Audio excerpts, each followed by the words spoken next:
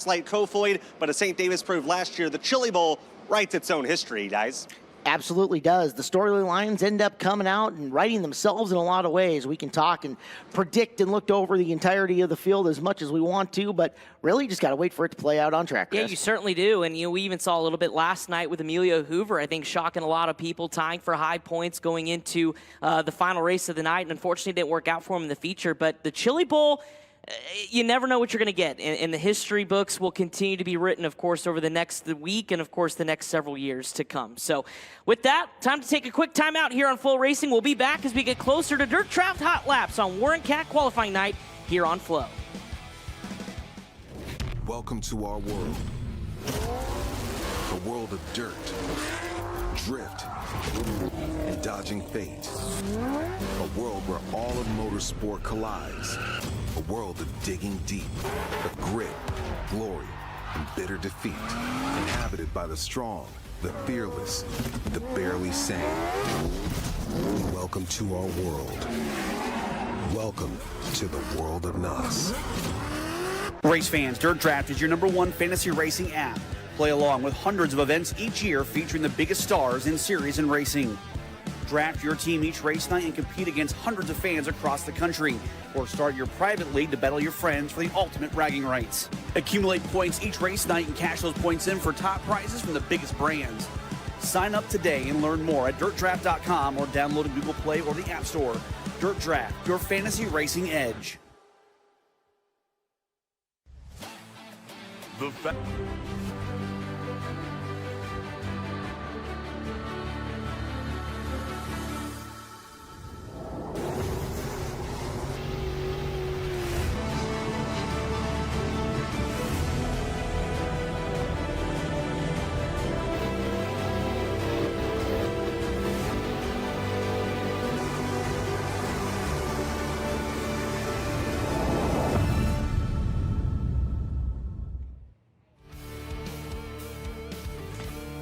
Welcome back to the 38th Annual Chili Bowl Nationals here on FloRacing. Coverage brought to you by NOS Energy Drink. Take a look at the Poske's Performance Parts Speed Shot from corner number 4 up in through 3. And what is a beautiful, beautiful Tulsa, Oklahoma day here in the arena.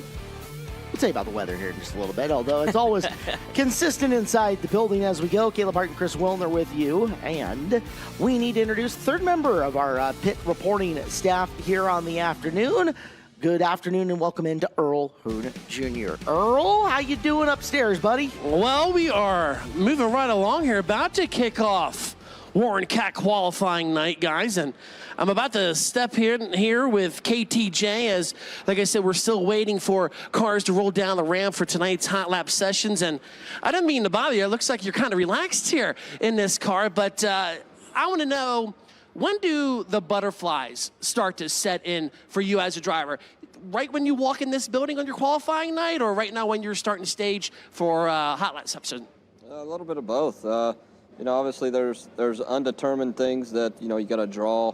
So whenever you walk into the building, obviously just the energy of the place is one thing. But like here today, I drew possibly the worst that you could draw, starting 8th in Heat 1. So, we got a good race car. We just got to make sure things go our way. So there's a little bit of that sets in. But, yeah, I was just trying to take a little bit of nap there. They called us up about 20 minutes early, so you don't get that a whole lot in this building. KTJ guy, nice and relaxed here up on the stage doing the ramp. Like he said, he starts pretty deep in his heat race, which you know how this is. It's passing points, so that could be a good thing or a bad thing. But he is one of the favorites here tonight. Earl, appreciate it. Kevin Thomas Jr. will be in hot lap session number 1, along with the cars from heat race number 1 and 2, and a very early look at this whole deal, Chris. And Kevin did not draw well. You can absolutely echo that, as you want to not be too buried in your first and second heat race, and he is not only buried, but he's got some good cars in and around him as well. Yeah, he certainly does, and we talk a lot about the luck you have to have in this place sometimes, and it starts right with the driver draw. At 3 o'clock local time, the draw opens, and you're kind of at the mercy of what you draw because we don't qualify here. And, those ABR guys, Alex Bowman's team, they know a little bit, thing or two about bad luck in this building. I mean, you look at last year, the cars they bring in this place each and every year, including this year, are just absolutely phenomenal looking race cars, but then they get on the racetrack and it seems like something always seemed to happen. I think Alex actually yesterday they awarded him with one of the hard luck awards from last year. Yeah. And of course, Alex here is a car owner this week. So, but I would keep an eye on those ABR cars, especially with this being the first of 3, with KTJ kind of being the guinea pig here this year at the Chili Bowl. See what kind of speed they have. Indeed. Back up top, we go to Earl. Yeah, guys, I'm here with Rochester, New York, Steve Glover. He's here on the front row waiting to be one of the first cars to go trackside. And Steve, you don't race midgets a whole lot, right? You're mainly a 305 guy up in the Northeast. So for the race fans at home that don't exactly know who Steve Glover is and why you do this, why do you come out to the Chili Bowl? Well, this is just a fun thing to do and a bucket list thing to do for an old guy like myself. And it's a lot of fun and a camaraderie with a bunch of people that I know here. Guys, Steve Glover is one of the nicest guys you will meet up in this pit area. This is his only, I'm pretty sure, his 3rd attempt at making a Chili Bowl a main event. Well, look forward to seeing him out there, seeing what he can do. We got to take another quick time out. We are going to have cars rolling down the ramp any time now. So Dirt Draft Hot Laps coming up in just a bit as you watch live coverage of the 38th Annual Chili Bowl Nationals here on FloRacing.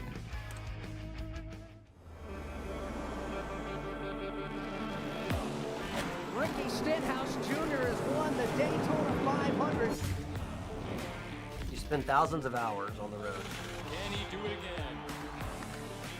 Feel hundreds of horses under the hood. But every race, lap, and victory you get starts at 0. New NOS Zero Sugar. Zero sugar, 100% NOS, get after it.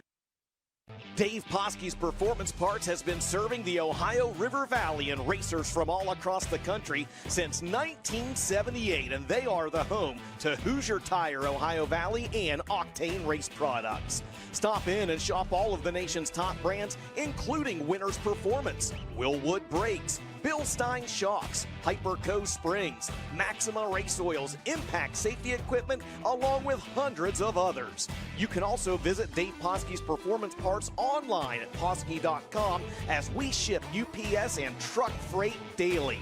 Dave Poske's Performance Parts, serving the Ohio River Valley and racers all across the country since 1978.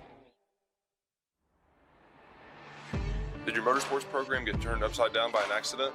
AP1 Insurance can get you back on track.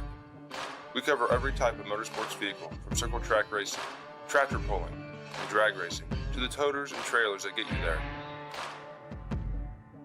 We also offer rain event coverage and price packages. AP1 Insurance is your one-stop shop for all your specialty insurance needs. Contact us today.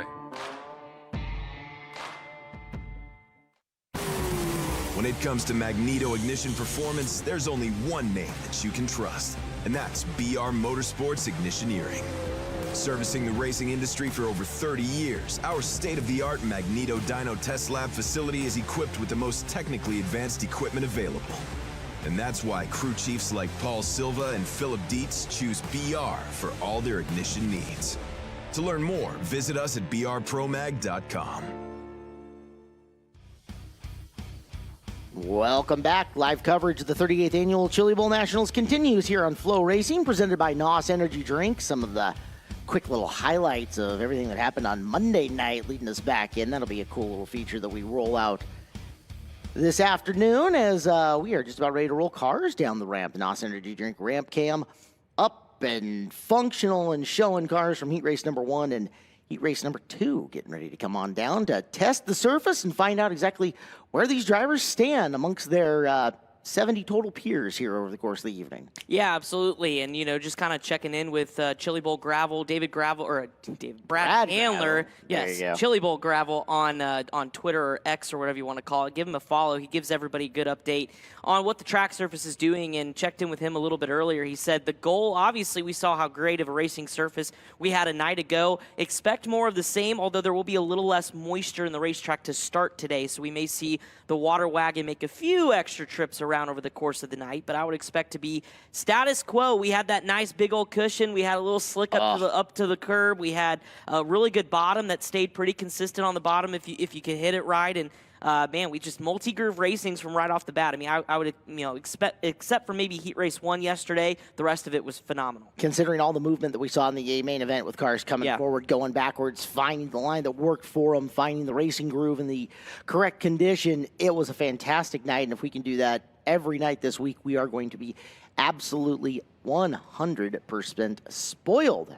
As we're getting a look at our racing artist in the back, painting up Tanner Carrick, getting the win from last night. Beautiful shot. That painting, remember, quickly gets auctioned off a little bit later on here in the week. He's doing a nice job with it. I love that crimson on the 98 car of Carrick from last night's feature win. Which you can see Pickens and Golubic, who were second and third in last night's contest, just ducking there in the background as well. So, beautiful shot. So before we get this going, for those of you that have your FloRacing Twitter alerts, there is some shocking news that is developing here. Kyle Larson, two-time Chili Bowl champion, is coming to the Tulsa Expo Center and the Chili Bowl Nationals on Thursday. No kidding. Called Keith Coons last night, former car owner, congratulated him on the win with Tanner Carrick, and said, by the way, you have an extra car? Keith says, like, by golly, for you, we'll figure it out, right? We'll figure it out, sure. And so the 98 machine is going to roll out on Thursday. So Young Money back in the building. How about that? Breaking news. Love it.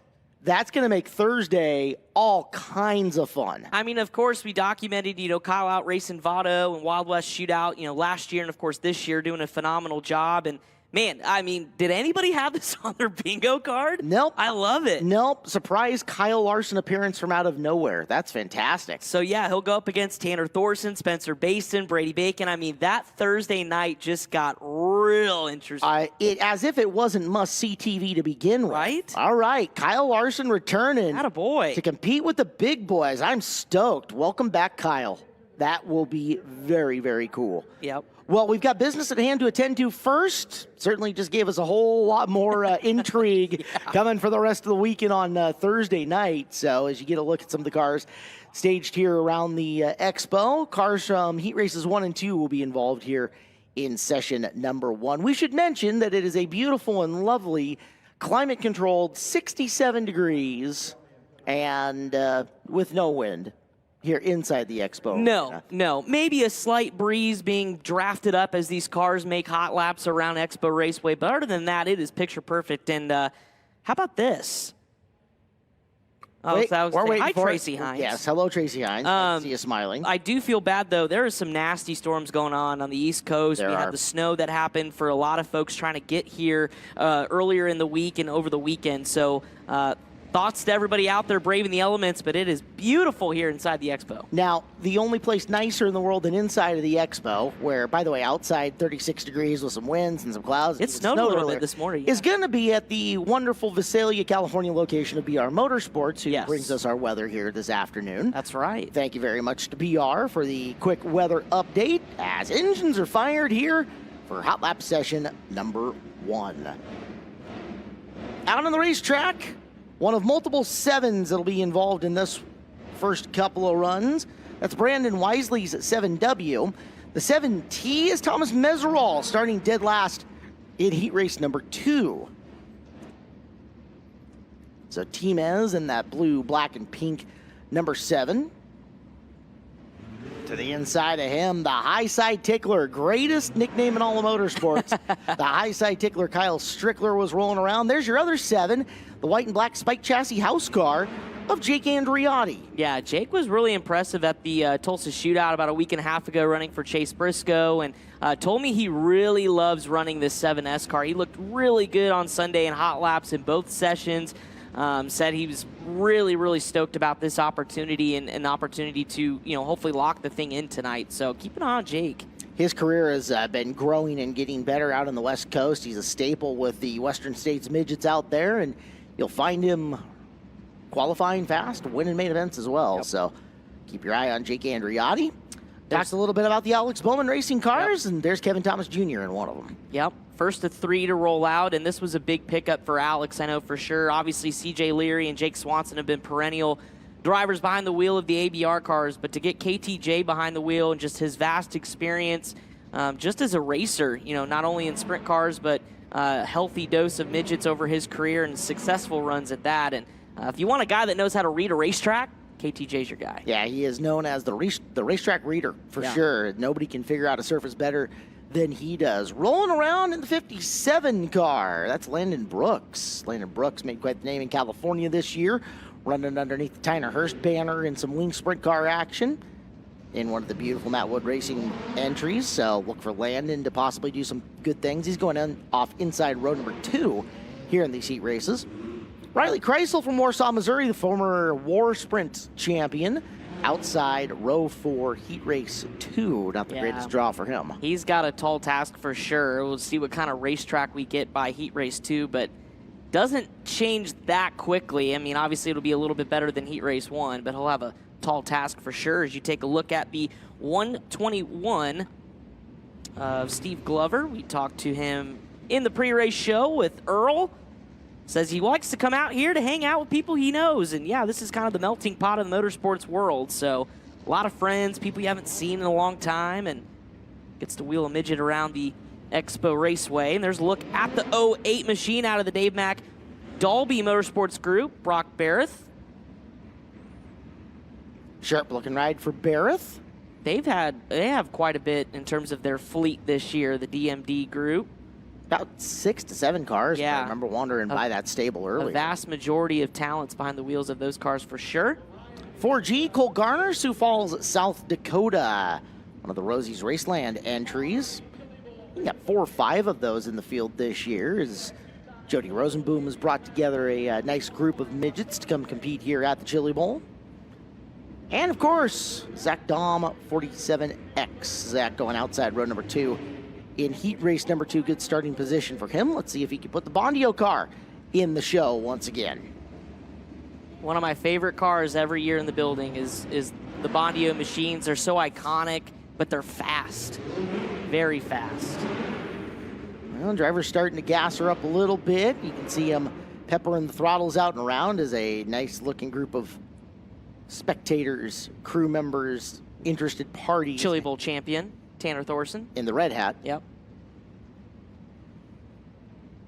I'm just still trying to process the Larson news. And according to Wikipedia, there was a follow-up on that article on FloRacing. He will attempt to do the dirt double should he lock in. He will fly directly here after the finale at Wild West Shootout and attempt to go for his 3rd Golden Driller. So it's not I'm going to run a prelim night and see what's going on. Like, he's here to go lock it in the show. And I mean, it makes sense. He's going to do the Coke 600, Indy 500 double this year. Why not do the dirt double? When you've got the most talented racer in the world, why wouldn't you try? That's right. Green flag out. Hot lap session number 1's on the track. We will have live timing and scoring pop up for you in just a second, as the feed and everything is working all too well here early in the night. Your Dirt Draft Hot Laps, last chance for you to eyeball these drivers and find out who you want to pick, where you want them to be.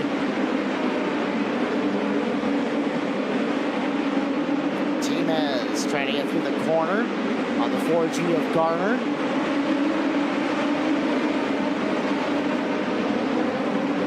Edwards, the 87F as the checkered flag waves. Riley Kreisel at the top of the board.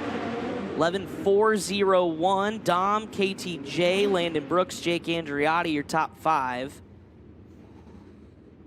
The list is going to change pretty significantly by the time we're done. Again, 70 drivers drawn in for tonight on the Tuesday night edition. Yeah, it's the 3rd most on a Tuesday since we started running 5 full prelim nights. So we saw just the number, of cars, of course, in total, I believe, total entries heading into this week, around 372, just shy of the record, which is just above 380. So another stacked lineup of cars each and every night. No night is easy, that's for sure.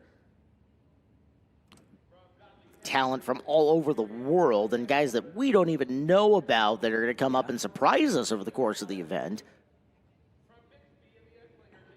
All right, so we're going to show you the Dirt Draft standings. And look at that guy, highlighted in green right there, 8th place overall. Yeah. So your Dirt Draft standings, get in, get registered, play with us. It is, you're getting a free t-shirt out of the deal just by being a new subscriber to log in. Plus, we've got promo codes for Deathridge Opticians, My Race Pass, a whole bunch of different stuff Awesome. And you can compete against all of us here at Flow, where Chris is currently the leader in the clubhouse. I was pretty impressed with my showing yesterday. I was a little nervous. Chris Carroll saved me by locking in through the B into the prelim A main. I think also Joby Miller had to rebound a little bit, but both of those drivers did a heck of a job. And look at that. 8th overall. I'm pretty impressed. I would just like to point out on the Flow Racing side, Andy Richardson, do better. I mean, just come on, man. Do better. You can do this. We believe in you. It's all right. It's a long week. Anything can happen for sure, and I will be locking in my draft picks once we get through Dirt Draft Hot Laps. And while we get the next group of cars, Heat Races 3 and 4 out on the racetrack, we'll step aside just for a minute and be back. Warren Cat qualifying night at the Chili Bowl Nationals here on Flow Racing.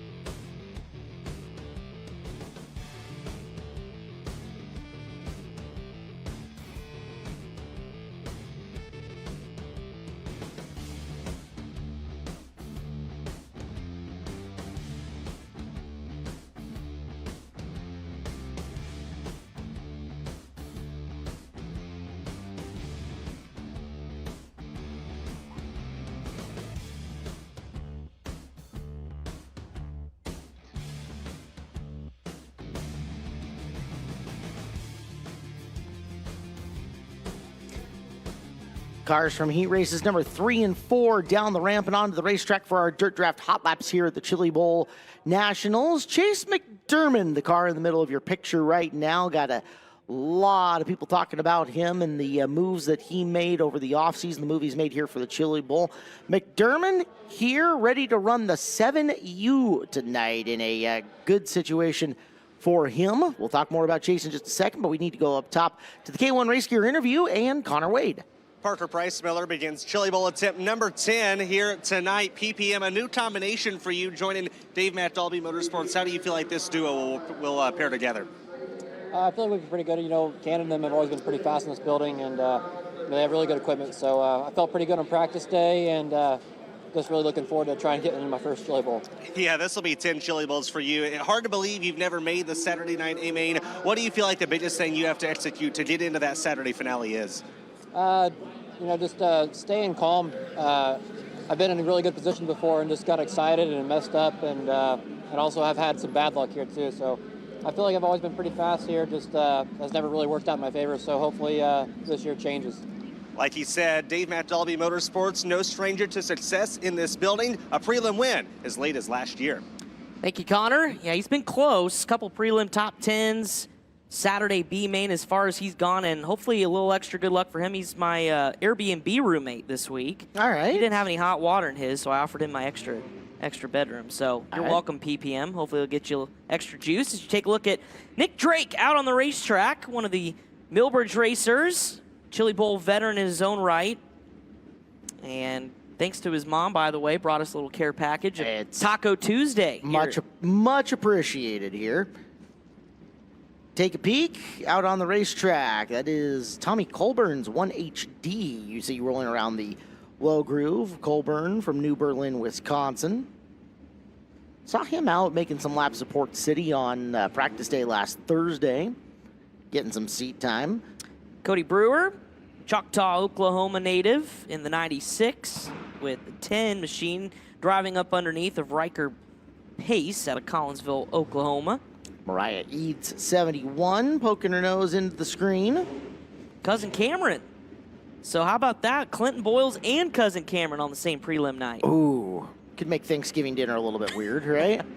Depending on how it goes. Key in one of the Hink Racing cars. Once again, McDermott now in your screen, and that very potent group of racers that they've got going there between Michael Facinto, Chase McDermott, and Kyle Spence, the three guys on that team this year. Yeah, it's a sneaky good lineup for sure, and you know, this is kind of a one-off deal for Chase. He's going to run for Dave Mack for the full Extreme Outlaw Midget Series next year, so trying to get some momentum going into a new opportunity. Of course, ran for Mount Stout for the last couple of years. And what a year he had, though. 6 wins and was in the 5th spot, I think, in points for Extreme Outlaw Midget Series. So successful 2023.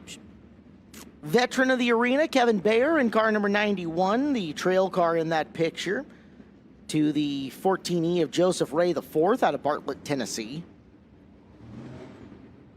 Kevin Bayer will start 9th in Heat Race 3, so an opportunity for some points as you take a look at Mariah E's 71E. Saw the Link car make its victory lane appearance last night at the Chili Bowl with Tanner Carrick.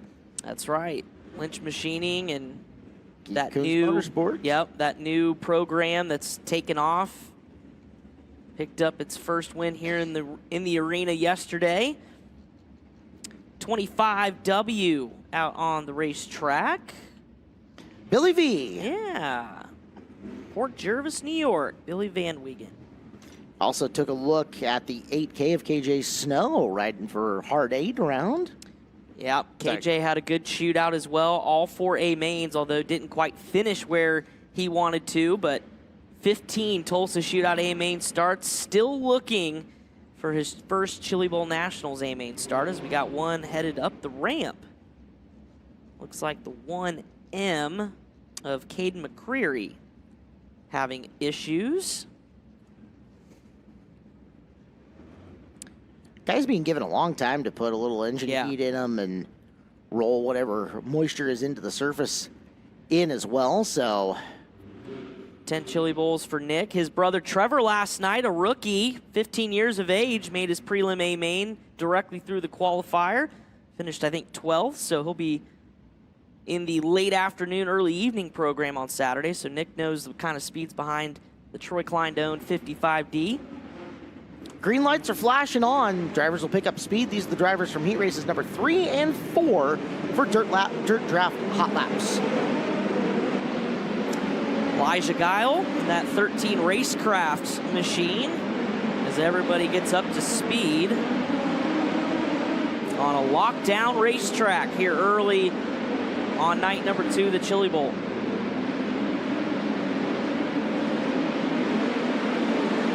KJ Snow underneath Kevin Bayer as we check the lap times. Nick Drake to the top, 11:2:38 is lapse time by. McDermott, Key, Eade, so all this group is faster than that first session. As the track continues to get itself worked in, Drake continues to lead Dirt Draft Hot Laps. Caution flag is out because the checkered is out. So Nick Drake to the top of this session. McDermott, Key, Eade, your top 4. Kreisel, the holdover from session number 1. As we've got 30 in, 40 to go. And we saw yesterday, I think, one car get below 11 seconds. So we're about on pace with an 11 flat here by Nick Drake. But of course, we documented yesterday, Caleb, everyone having to run the SP3 right rear tire, and some of the changes maybe slowed down maybe just a little bit. Absolutely. As we get ready to roll, group number 3 down the ramp, we will have our 3rd hot lap session coming up for you after this quick commercial timeout. Back with more coverage from the 38th annual Chili Bowl Nationals here on Flow.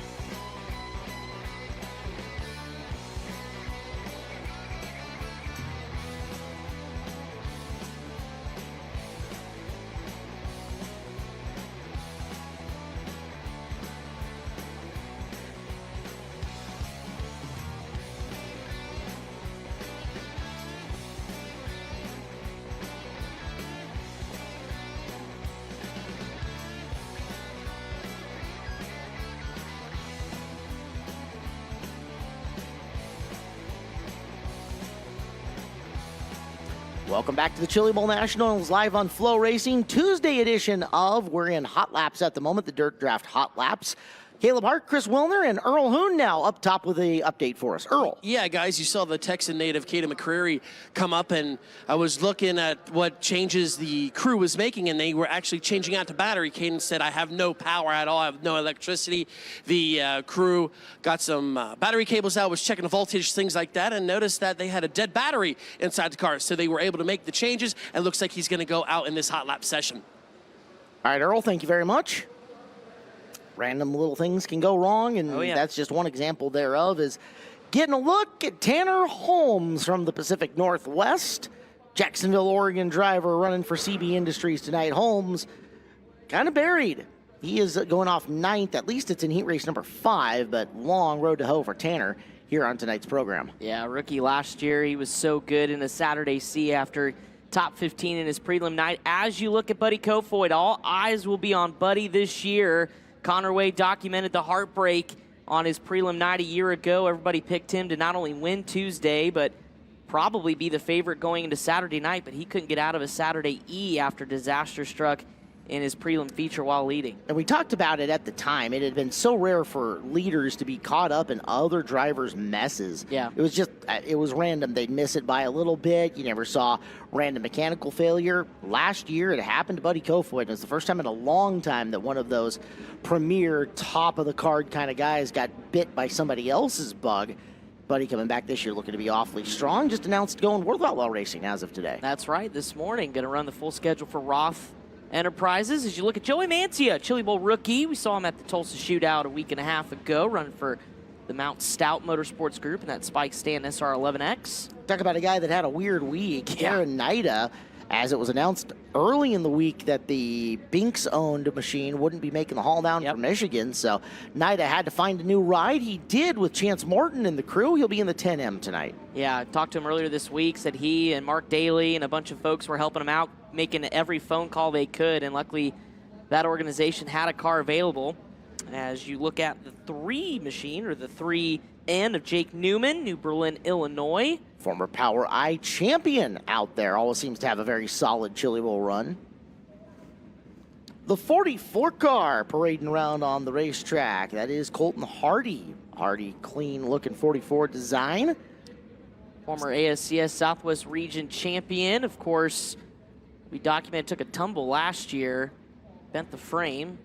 Flying the Saratoga Motorsports Park sponsorship, the Johnny Herrera owned 45. That's Robbie Price out of Cobble Hill, British Columbia. Welcome back, Robbie, to the bowl. Rolling around the high groove in turns 3 and 4. One of multiple 19s that are going to be out in this one. From Red Bluff, California, it's Carson Perkins. Perkins in the 19P. 20C out on the racetrack, CJ Sarna out of state of California. Sarna Motorsports entry.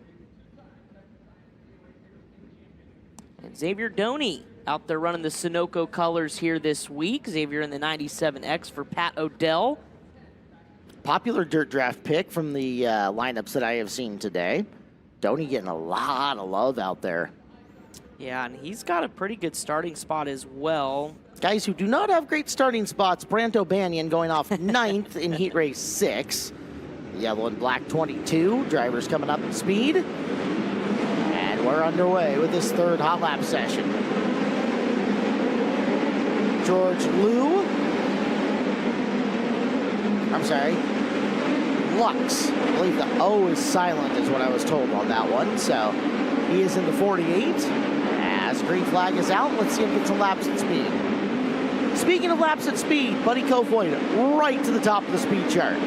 Not surprised there. First driver below the 11-second bracket, 10:9:51.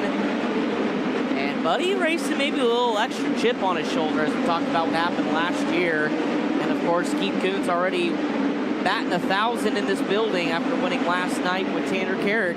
As the checkered flag waves, Parker Bryce Miller, the second best in this group, will be 3rd overall with an 11 flat. So Nick Drake's time from a session ago holding up for P2. Xavier Doney, an impressive 4th on the board as well. Jeb Sessoms, to talk about him in this session, 6 quick. Always seems to be pretty good in this building. Yes. Somehow has been with that Second Opinion Auto team now for a number of years. Kofoid, Drake, PPM, Doney, McDermott, 1 through 5, Sessoms, Lux, Betts, Key, and Eid rounding out your top 10 with one more group of cars to come. Another quick break coming up here in between our Hot Lap session. Final Hot Laps, the Dirt Draft Hot Laps coming up next as you watch live coverage of the 38th Annual Chili Bowl Nationals on FloRacing.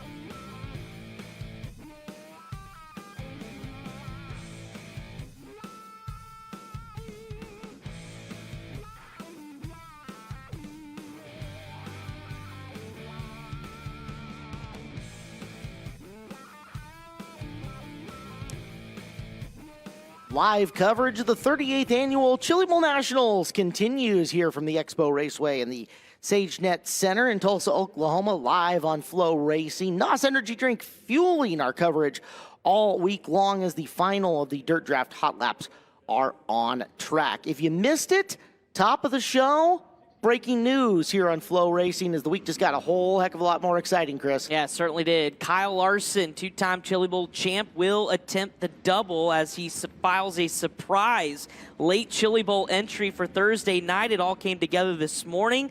called Keith Coons, congratulated him on the win last night. Said, by the way, do you have a car? Keith said, yep. Kyle said, I am on my way. Thursday prelim night, if he can lock into the top 2, he will attempt the double to run Votto earlier in the day on Saturday with the Wild West shootout and then come straight to Tulsa for the 55 lappers. So don't know the details if he does not lock in. I would think it'd be hard to believe to try to run a lower main and make it from Votto, but should he lock in, either way, it's a huge story. What a just absolute shocker that just the building is buzzing about it. Kind of came out of nowhere, right? Kind of came out of, you're right, kind of came out of nowhere, still processing it, and I think those guys running on Thursday are immediately trying to switch their prelim. Yeah. Hey, can I bump forward to Wednesday? Can I go back to Friday? Yeah. Not that either of those nights is significantly easier by itself. It's just you've got the best in the world coming. That's going to make things a little bit tough. Absolutely. But you know what? It just, again, speaks to the marvel of this event. You never know what's going to happen, and to see Young Money come back in this building, and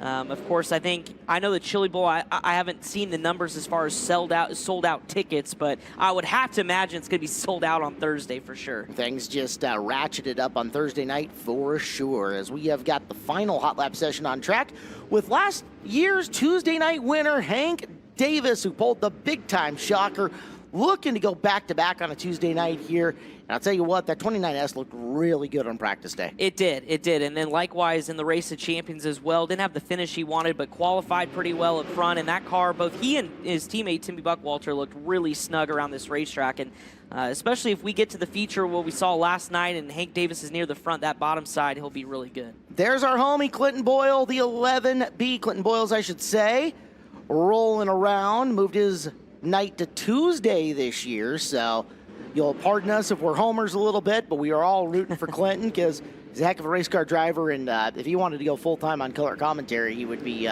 killer. 100%, but I know he loves to be behind the wheel of a race car, and you know, Clinton told me it's been a struggling part of the week, especially on Sunday with issues, but felt like they figured it out. He looked really good at the end of Sunday night's practice, and we'll see what he can do here, and has a really good points opportunity coming up in heat race. Where's he at?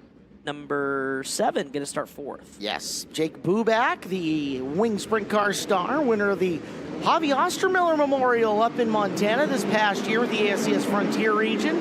Took home $12,000 for that win. Colfax Comet, he's back. Robert Bell, that famous Chili Bowl heat race win from 2017 still gets talked about. One of the characters back in the pit area.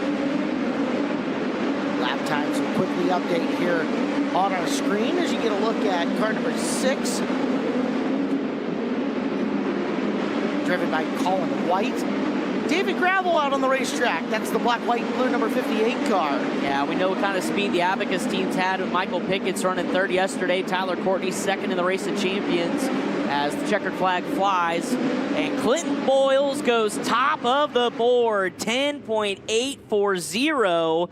Okay. I told you guys, we've had some people tweeting us in. Yep. Hey, what do you think of my dirt draft? I'm about to make an adjustment. And what did I just say? Needs more Clinton Boyles. Yeah, buddy. So Boyles, Kofoid, Drake, PPM, Hank Davis. It's a great top 5. Well, don't remember, too, last year, Clinton Boyles started on the pole of his prelim night. Top point man after qualifiers. So he has an opportunity to back that up and maybe best that and get an opportunity to have a shot at a lock-in. But, man, that thing looked good. I mean, he's our friend and all, but he can run. Yeah. The guy's got some skill. So eyes on the 11B, boys. Clinton is on kill early. And especially, like I said, starting 4th in Heat 7, that track will be in prime condition. He'll have an opportunity to go 4-1 there. It has Tony Helton and Cap Henry in front, as well as Clint Woolbright, so big opportunity for Boyles. It's looking like 115 points if he can get the job done, and that sets him in a really good position for a qualifier, then just move forward solidly in the qualifier, and once again, he is in place to do big things. So, from the Brian Kopinski announcer's booth, here buried at the bottom of corner number 4. Wait, get the right hand up. Hey, everybody. Nice to see you. Glad to have you in with us on FloRacing tonight. Our home away from home in our Easy Bake Oven. That's right. For goodness sakes, almost 3 weeks a year down in here. We will come back, opening ceremonies and more due up as you watch live coverage of the 38th Annual Chili Bowl Nationals here on FloRacing.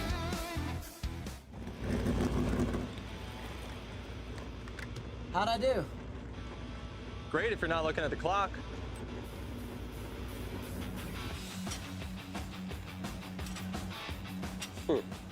Sure you got that? I had to be faster than that, right? 100% NOS, zero sugar coating. New NOS, zero sugar. Get after it. The Hyper Racing X7 600cc Sprint chassis has become the world leader in micro sprint racing. Our extreme passion for dirt track racing and our desire for you to achieve success are the reasons we created this masterpiece.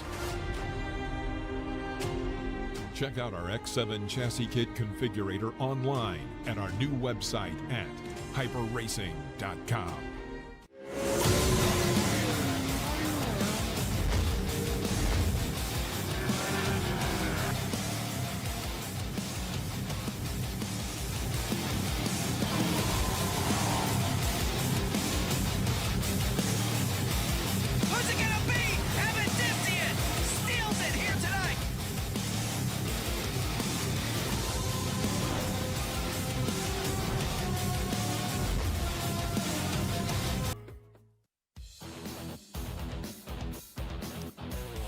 Action continues here at the 38th Annual Chili Bowl Nationals, live on FloRacing. Slow-mo from last night watching Chase Briscoe saw the steering wheel and catfish around the bottom like the pro that he is.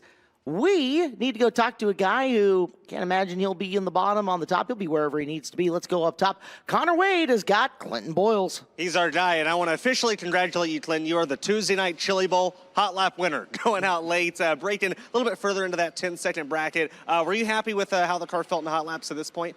Yeah. How much does that pay? Is there anything? You didn't raise any money for me? No. Dang. Okay. I got 20 bucks for him, the Connor. car felt really good. I never felt like I got a great lap in.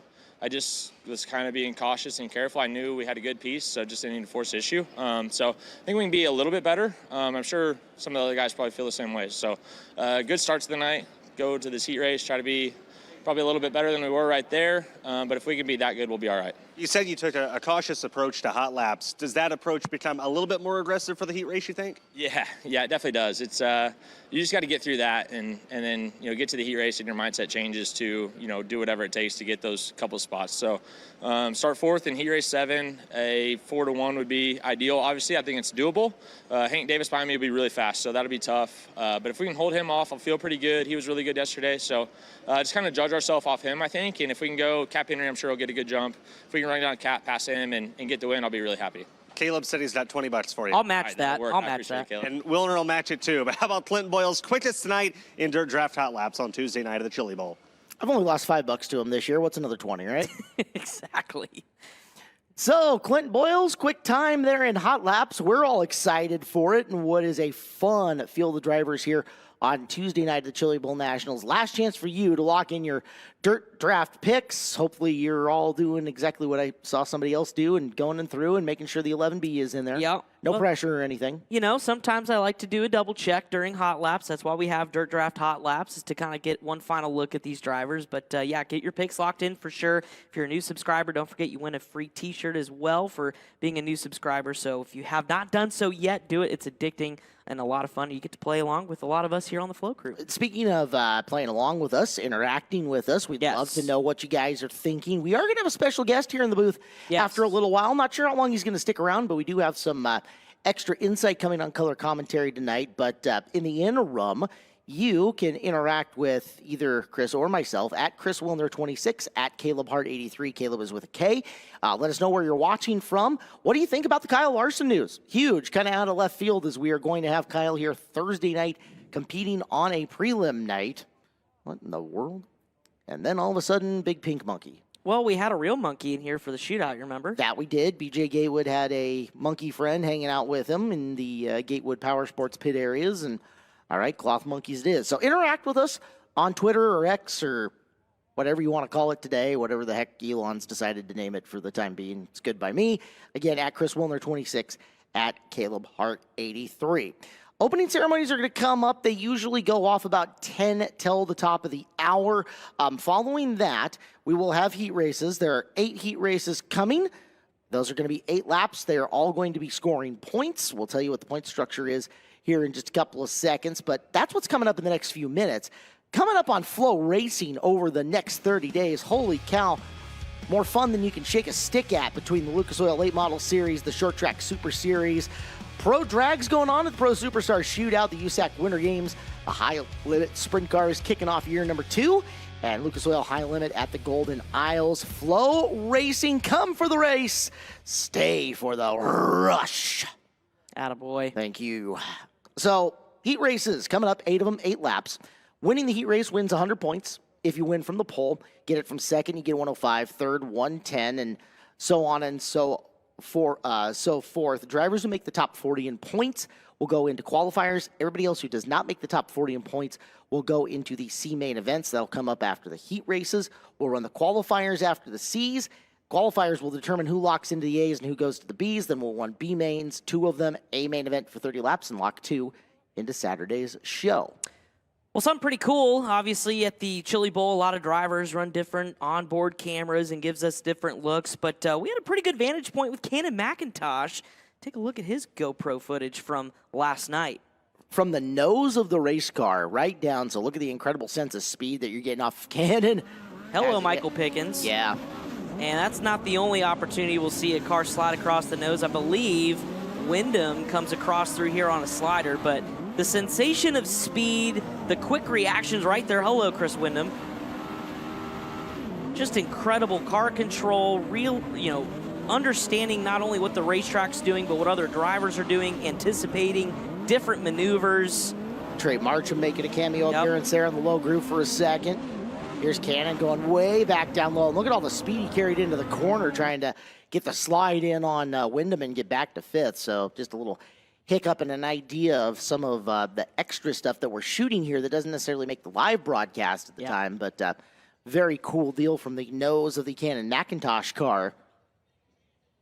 So we are going to have one more commercial break coming before opening ceremonies go off. Cars have already been called up into the staging area for the heat races. When we come back, opening ceremonies live from the Expo Raceway in the SageNet Center. You're watching live coverage of the 38th Annual Chili Bowl Nationals here on FloRacing.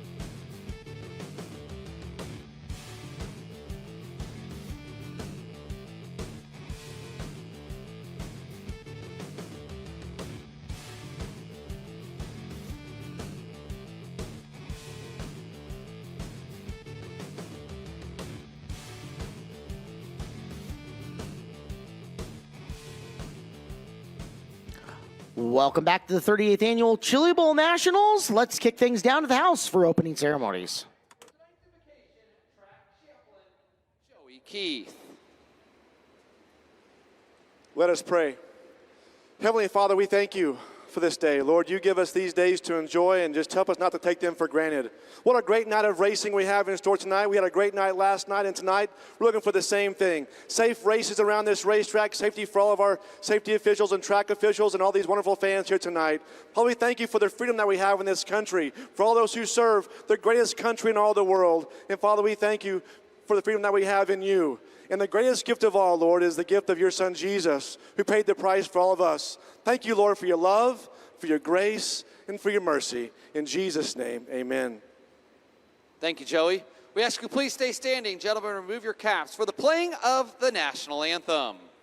Anthem tonight. Lovely singing voices that Mills and Christensen, etc. have, so, you know, it's all good. Welcome in to the broadcast. 38th Annual Chili Bowl Nationals here on Flow. Caleb Hart, Chris Wilner, and our special guest has made it. Welcome back, Tyler Courtney. Sunshine going to be with us for a while here tonight. Hey, guys. How are you? We're great, man. Welcome back to the Chili Bowl. What's been going on? You had a good second-place run at the Race of Champions yesterday. How's your week been going overall? Yeah, it's been great so far. Yeah, it's just great to be back here at the Chili Bowl. I got to run the shootout last week. Well, we competed. We didn't have the best week that we wanted to have, but you know, I was talking with Christopher. I think it's a little different when you come to that race and it's not going to make or break your career, right? And I think when, you know, we were just kind of so far, you know, just one way that, you know, you just kind of had to take a different look at that week and, you know, realize that we're doing this for a different purpose nowadays. And really ended up having a lot of fun by the end of the week. Even though the results weren't there, we had a lot of fun by the end of the week. And, yeah, and then I did a lot of it to prepare myself for this week, to get time back at the expo here at this racetrack and get myself in something that's a little more similar to a midget than a wing sprint car that I've been running for the last couple of years. So there's this thing in analytics with sports these days that people talk about. Bad process can lead to good results once in a while by random, but good process more often than not will lead to good results more often than not. Do you feel like your process was good for last week?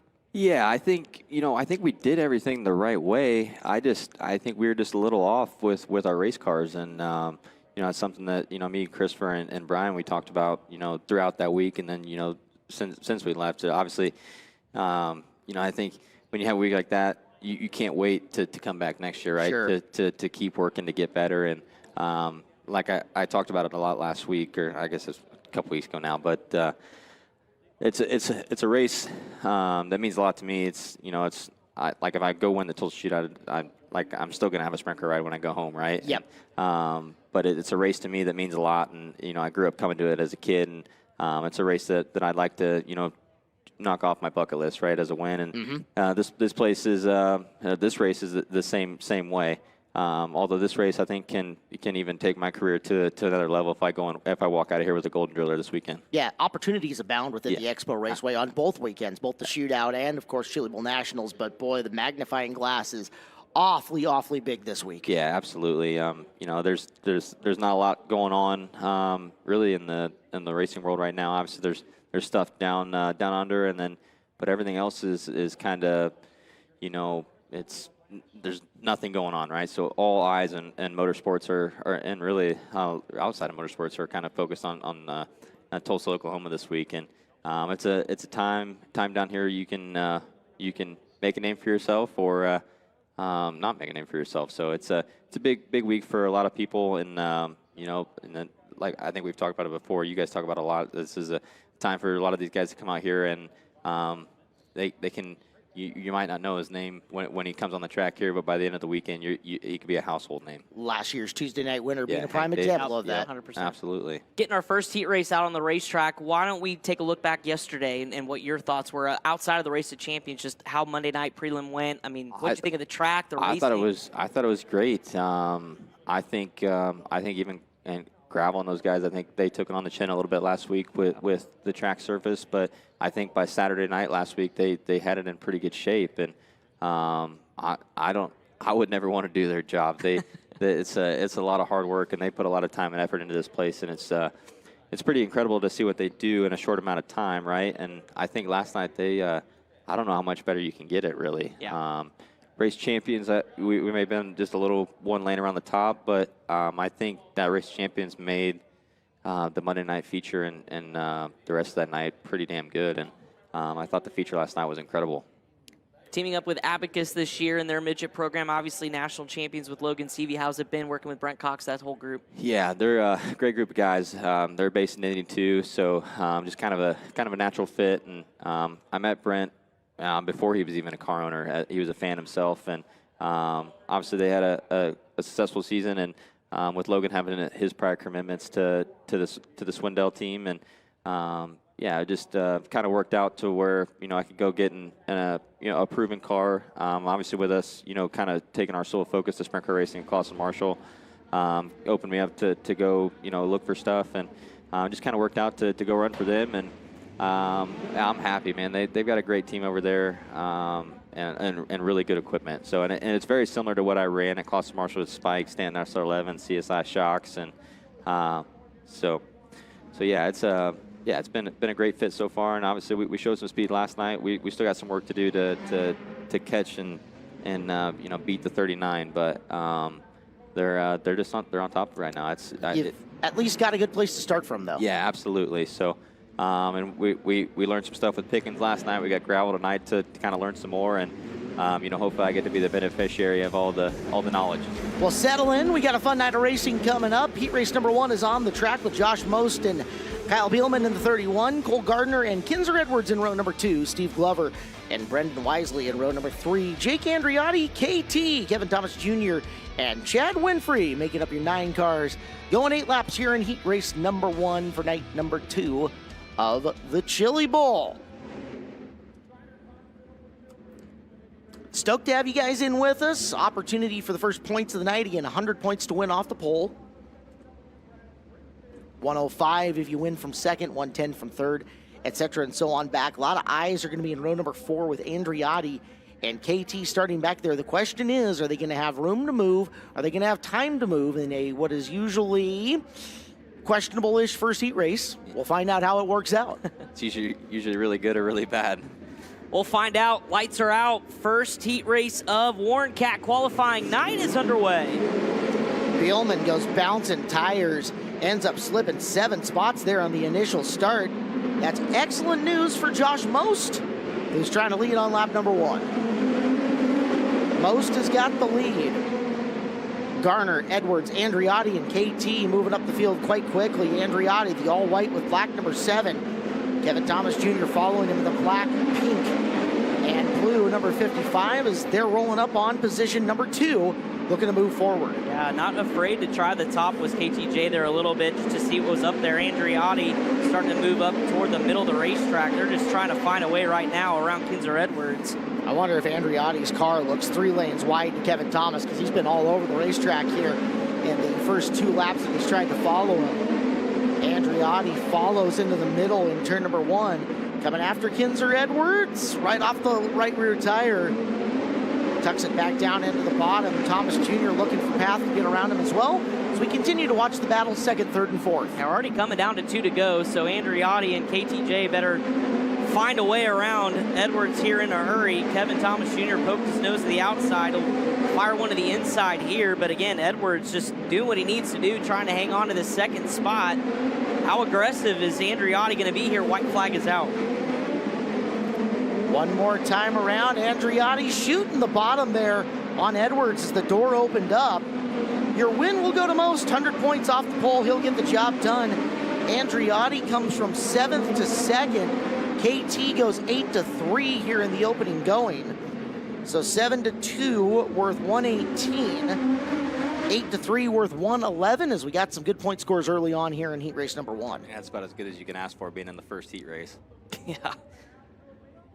How difficult is that? I mean, I know we talk at the Chili Bowl, it just kind of starts with your pill draw, right? And there's nothing you can really do about it. But when you're in Heat 1, I mean, it's like there's a lot of unknowns. Yeah, it's tough. I think the track's quite a bit wider than at this point than it was last night. And it honestly depends. Like, I think Bielman starting outside front row there, him getting up and hit the wall, let a couple of them guys get a couple spots pretty early. And if you catch a break like that, especially if you didn't get any cautions like they did there, getting to 2nd and 3rd there for Andriotti and KT was, I feel like, Josh Most has a lot of laps around here, so you're not really going to go catch him without a caution. And you saw how long it took him to get around Edwards there, but yeah, I think it's tough, right? You got to catch the right breaks and, you know, not push yourself too hard to make a mistake and cost yourself more points than you've already passed a lot of cars at that point anyway. So they were trying to do a lot, but just they waited at the right time for Kinzer to make a mistake, and they both capitalized on it. Heat race number 2 coming out on the racetrack. Line up really quick. Landon Britt, Timmy Thrash on your front row. Landon Brooks in the Matt Wood Racing 57W. Zach Dahm will be row number 2. Corbin Ruschenberg. Brock Barrett in row 3. Kyle Strickler, the high side tickler, inside row 4. Riley Kreisel to the outside. And Thomas Meserol round out the 9-car field. Let's go up to the top of the ramp. Earl Hoon, who do you got? I got Josh Most here, guys. And Josh, congratulations on getting that heat race win. But tell me about how perfect you got to be on these starts, because the track is pretty juiced up. It's one lane right now, which we're all used to. But how crucial are the timing on these starts? It's a big deal right now because the front row guy actually has the advantage, and just got to get a good start without wheeling up and try to get the jump to get down into turn 1. Josh, most guys making the best out of that heat race right there. 100 points in pocket. It's not a bad thing. Cutoff has usually been at 72 on Tuesday nights, Chris?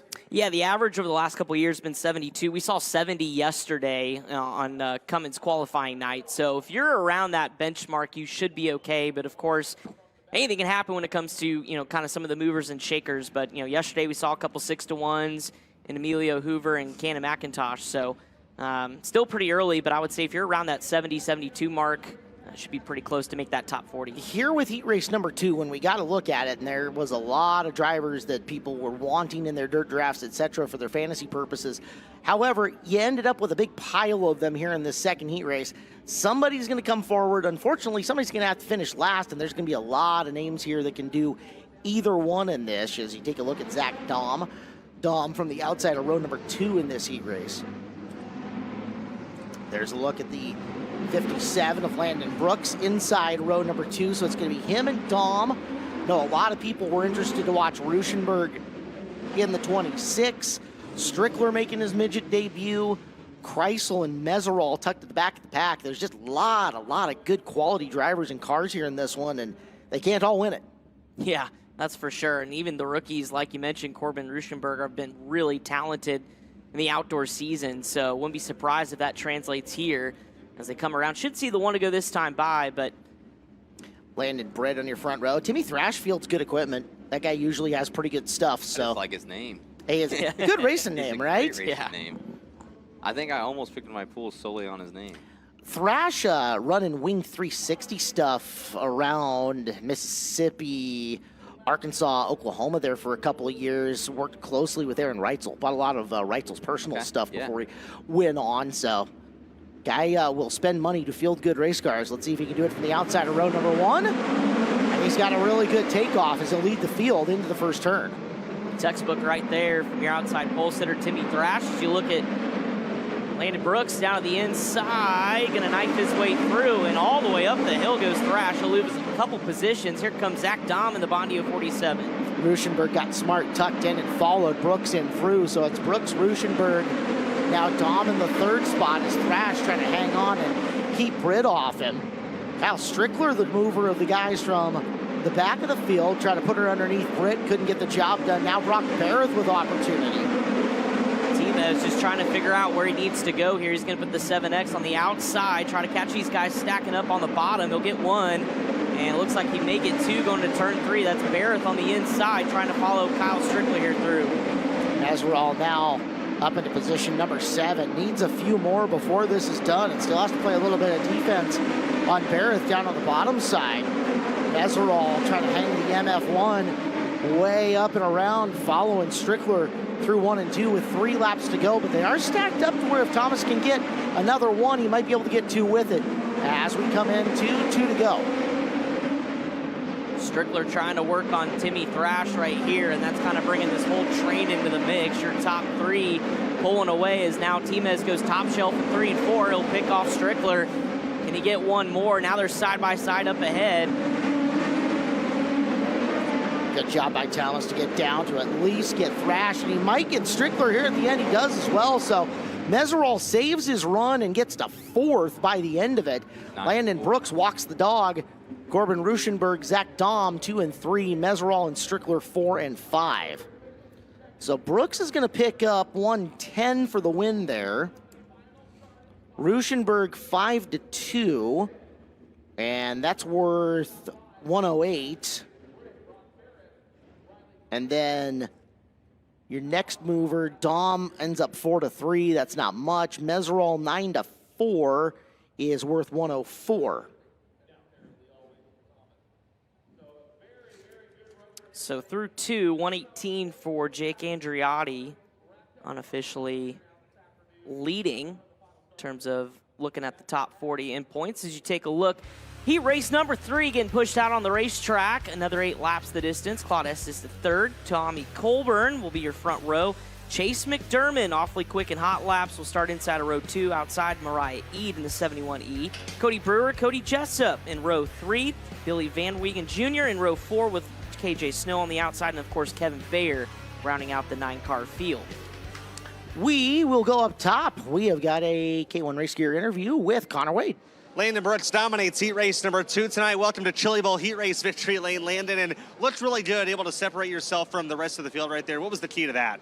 Yeah, Shane and the guys just give me a really good race car, and I just had to make sure I'd be patient there in the beginning and let them guys kind of sort it out. And, luckily they both kind of washed up and I was able to get underneath them and, was able to get out front and, felt like we made really good laps there. So I'm still trying to get pretty comfortable in this thing, but, Shane ran really good last night. So super confident in our race car and hopefully we can keep it going. Yeah, you mentioned how good Dalibek was last night. How similar is what you're in tonight to what he had last night, setup-wise? And what was the biggest thing you feel like your crew learned from him, his run last night?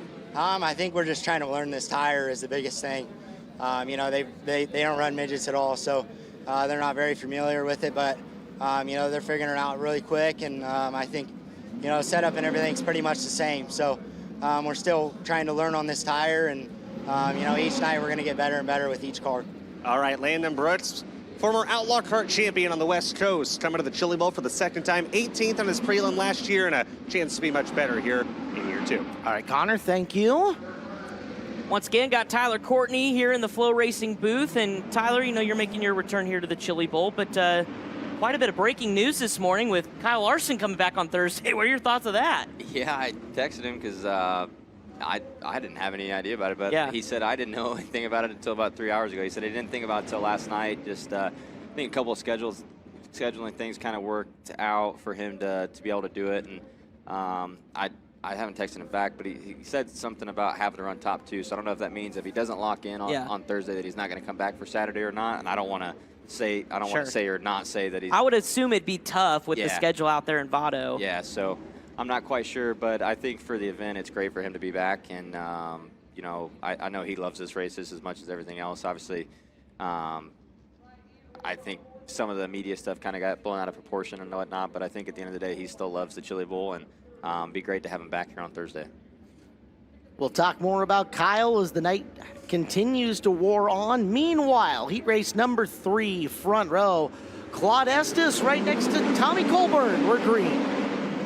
And it's Estes trying to get to the top of the raceway. Chase McDermott sees the bottom open up. McDermott driving underneath the Undertaker. He'll take over the top spot. McDermott won. Mariah Eade bidding with Estes for the 2nd position. Yeah, really good opening lap for Chase McDermott, the 6-time winner in the Extreme Outlaw Midget Series, taking over the point. Mariah Eade trying to fend off Claude Estes the 3rd. So Eade up to 2nd.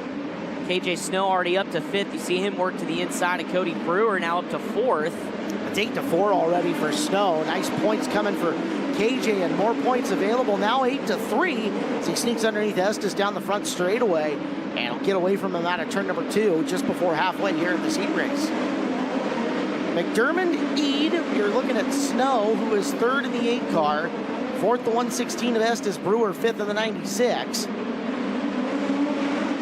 Top of the field spread way out. McDermott with a 2nd over Eade. Eade with almost a 2.5 seconds over Snow. Billy V up to that 6th spot. You saw him make the move the last time by, but again, everybody kind of rolling the bottom around this racetrack right now as Billy V trying to make the move on Cody Brewer, starting to lose the left side panel there a little bit. Somebody forgot a Zeus button. or the thing is almost flying off. He's carrying so much speed. 1 to go for Chase McDermott. Ken left Mountain Stout Motorsports, takes the checkered flag, and will pick up a heat race win here at the Chili Bowl. So 3-1 for Chase McDermott, 4-2 for Mariah Eade. KJ Snow an 8-3. Your biggest mover in that one as you take a look at the rest of the finishing order. 4-2 worth 103 for Eade, 110 for McDermott to win it, 111 for Snow to go 8-3. He'll be your high point guy, at least in that heat race, although we're all still chasing Jake Andriotti at this point. Heat race number 3 all finished. Number 4 sits on our NOS Energy Drink ramp cam in our live coverage of the 38th annual Chili Bowl Nationals all week, powered by the fine folks at NOS Energy Drink. Best energy drink out there. I was about to say, how about NOS just continuing just to be a part of this sport in so many big ways and now being the presenting sponsor of this event? Yeah, it's been incredible to see their growth within grassroots racing, really. I think their support's been phenomenal, not only for my team and other teams out there, but for them getting involved in the title sponsor of the Knoxville Nationals, title sponsor of the World of Outlaws, now the title sponsor of Shootout and Chili Bowl, and it's just it's awesome. It's great for our sport to have a big corporate sponsor like that involved, and I'm very fortunate to also be a part of that company as well. And it's a great company to be involved with. We get to do a lot of fun things with them, and I was shooting some stuff before we came down here that'll go out this week, and just always doing stuff to get their brand out there. And obviously this is one of the biggest stages to have our brand on. Well, Heat Race 4, you guys just got a peek at the lineup for it. Let's go up top. Earl Hoon's got the winner of Heat Race number 3. I got Chase McDermott here, guys, and with a brilliant move there to take the lead and ultimately get the win. Good job. Could you really learn anything for possibly a qualifier coming up later tonight? Yeah, definitely. There's a couple things that we need to work on, within certain areas of the corner with the car. But, just the car was awesome, thanks to Bobby and Steve and Ed, just, stating to everybody here in the Trifecta Motorsports camp. We have top-notch race cars. They're fast, obviously. So, we just got to put ourselves in good positions throughout the race, and hopefully we can, just keep putting good runs together and stack the points up for later. It's all about points for the Chili Bowl guys, and he did the best he could right there with getting that win. Remember, Chase, a 6-time winner this season with the new series called the Extreme Outlaw Midgets, guys. Give me all the dog content. Yeah. Give it to me now. It's a popular pit when Bell's over there, that's for sure. Yeah, that one was just going to park it right there in front of him. They didn't. She had an itch. She was going to get it. Yeah. All right, so 4th heat race, you've got front row of Blake Bauer and Nick Drake, second row of Riker Pace and Joseph Ray, the 4th. Anthony Esberg, Elijah Guile, Cameron Key, Caden McCreary, and Jack France, the 9 here in this one. And once again, big thank you to the Drake family for providing the snacks that we've got down here on the end. Yep. So they've already been dove into a little bit. We'll continue to pillage them as the night goes on. I told you his brother Trevor looked really good last night.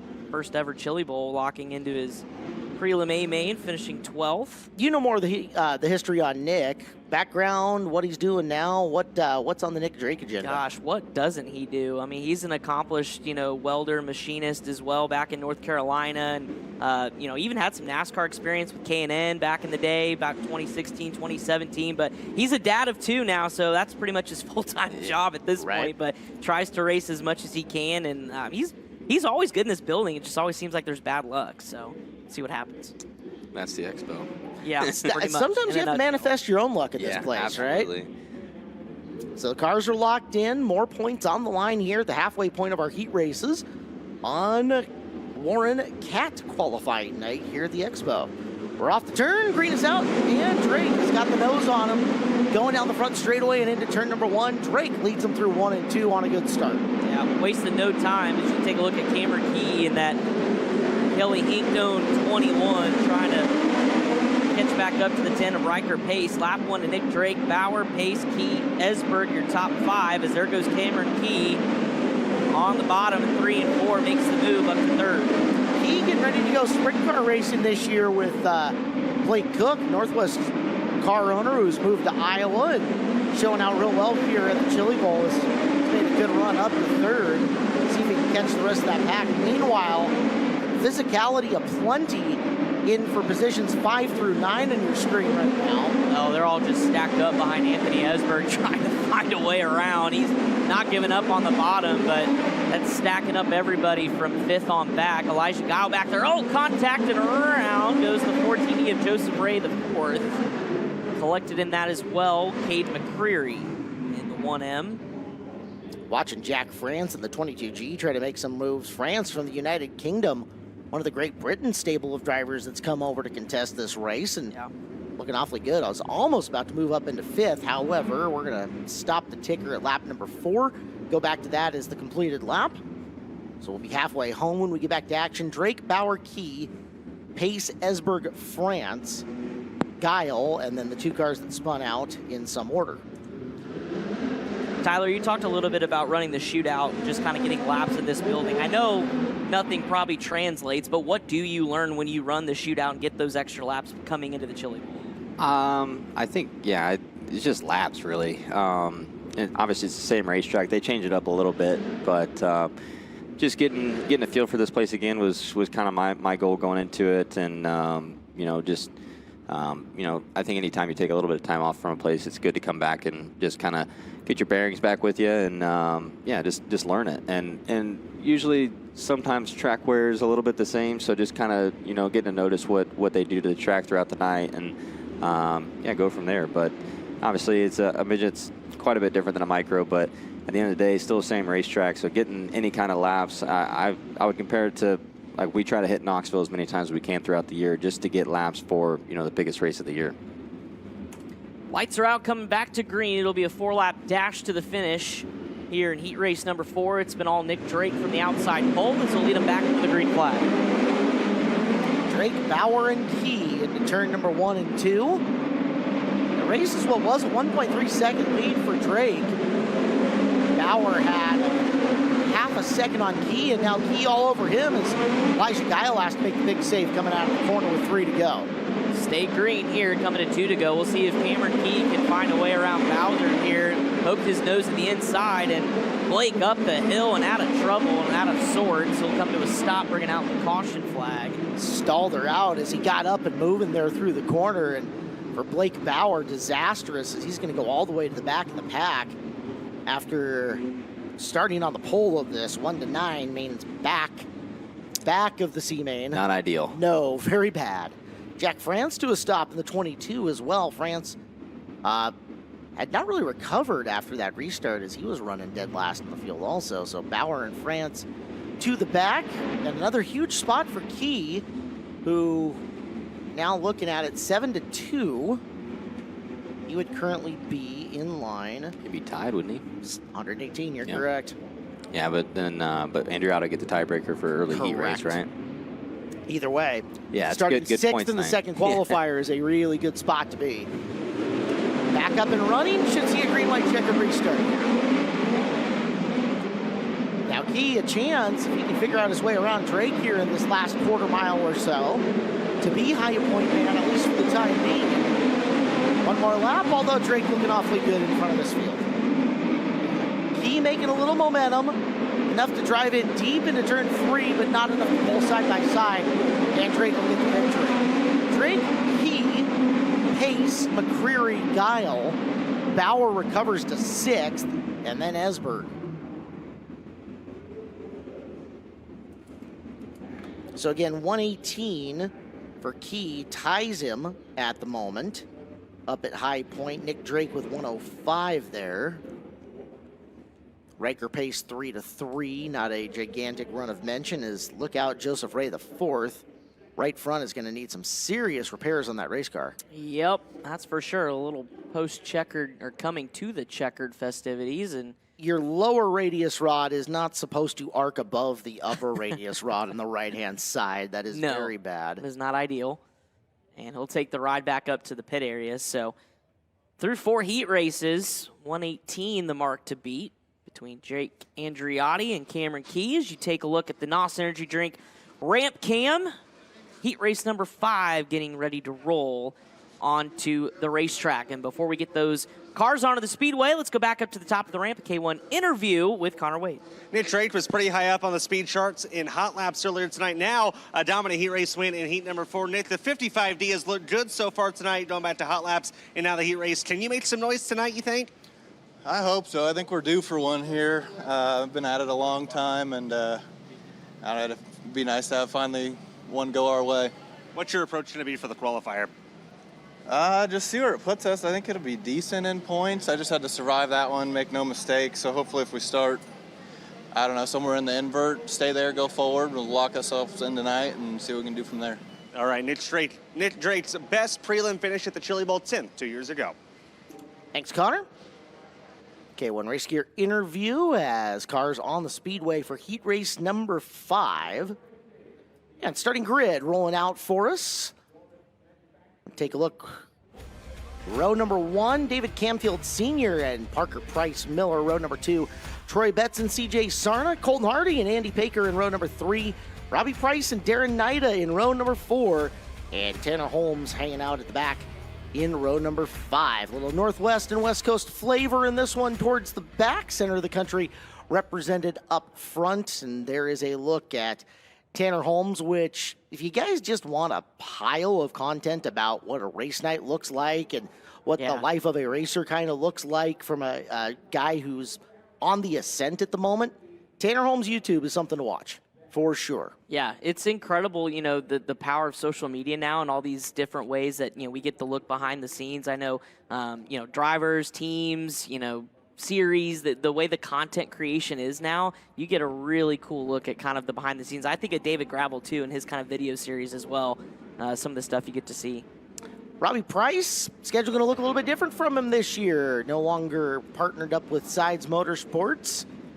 Had a chance to talk. He was out at Port City on Thursday doing the test and tune day, getting more used to the Johnny Herrera 45.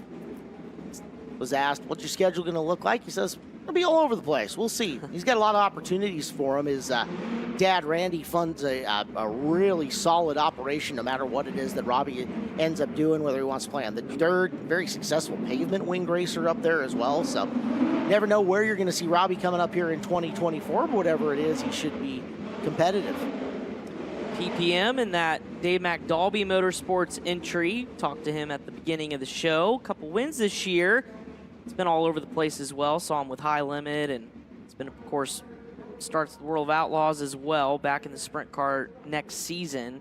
But yeah, one of those guys you heard from Nick Drake as well, been doing it a long time. He's been almost here for a decade, PPM. Still hasn't made a Saturday feature, so will this be his opportunity? We'll find out coming to the one to go signal this time by. Guy we like to talk about every time we see him on the track, Troy Betts, inside row number 2. Watching him scoot into a midget is something. That's another guy that's been at it for a while, too. He's been here, yeah. His dad, Dave Betts, Betts Garage, is the man in behind that. They love to go racing. Troy is 6 foot a lot and all legs. Yeah, I think obviously there's a lot of names that are kind of a staple at the Chili Bowl, and I think the Betts name is kind of one of those now. If you see it coming off the East Coast, it almost always has a little bit of Betts help to do it, right? All right, 2x2 stacked in, heat race number 5. PPM on the front row outside, trying to outduel David Camfield. Another Chili Bowl veteran, and it is Parker Price Miller getting the good hole shot. Betts looking to the inside of Camfield, trying to bring Sarna with him here on the opening lap. And PPM's going to try to just run away and hide as Camfield just gets eaten alive, and a little contact there. Robbie Price gets through, so Camfield going the wrong direction, but back up toward the front. Here comes Tanner Holmes already, making a charge up to the 5th spot. As you look at the train, there's Colton Hardy, CJ Sarna. That's 2nd, 3rd, and 4th on your screen with Betts trying to hold him off. Oh, Hardy, liberal application of the front bumper there. Got him just enough out of whack that Holmes could throw that midget to the inside of him out of the CB Industries camp. Almost 2 for 1 for Tanner. He'll settle for 1 spot for now. Gets down to the bottom to block and keep Hardy off him. And now on the attack on CJ Sarna.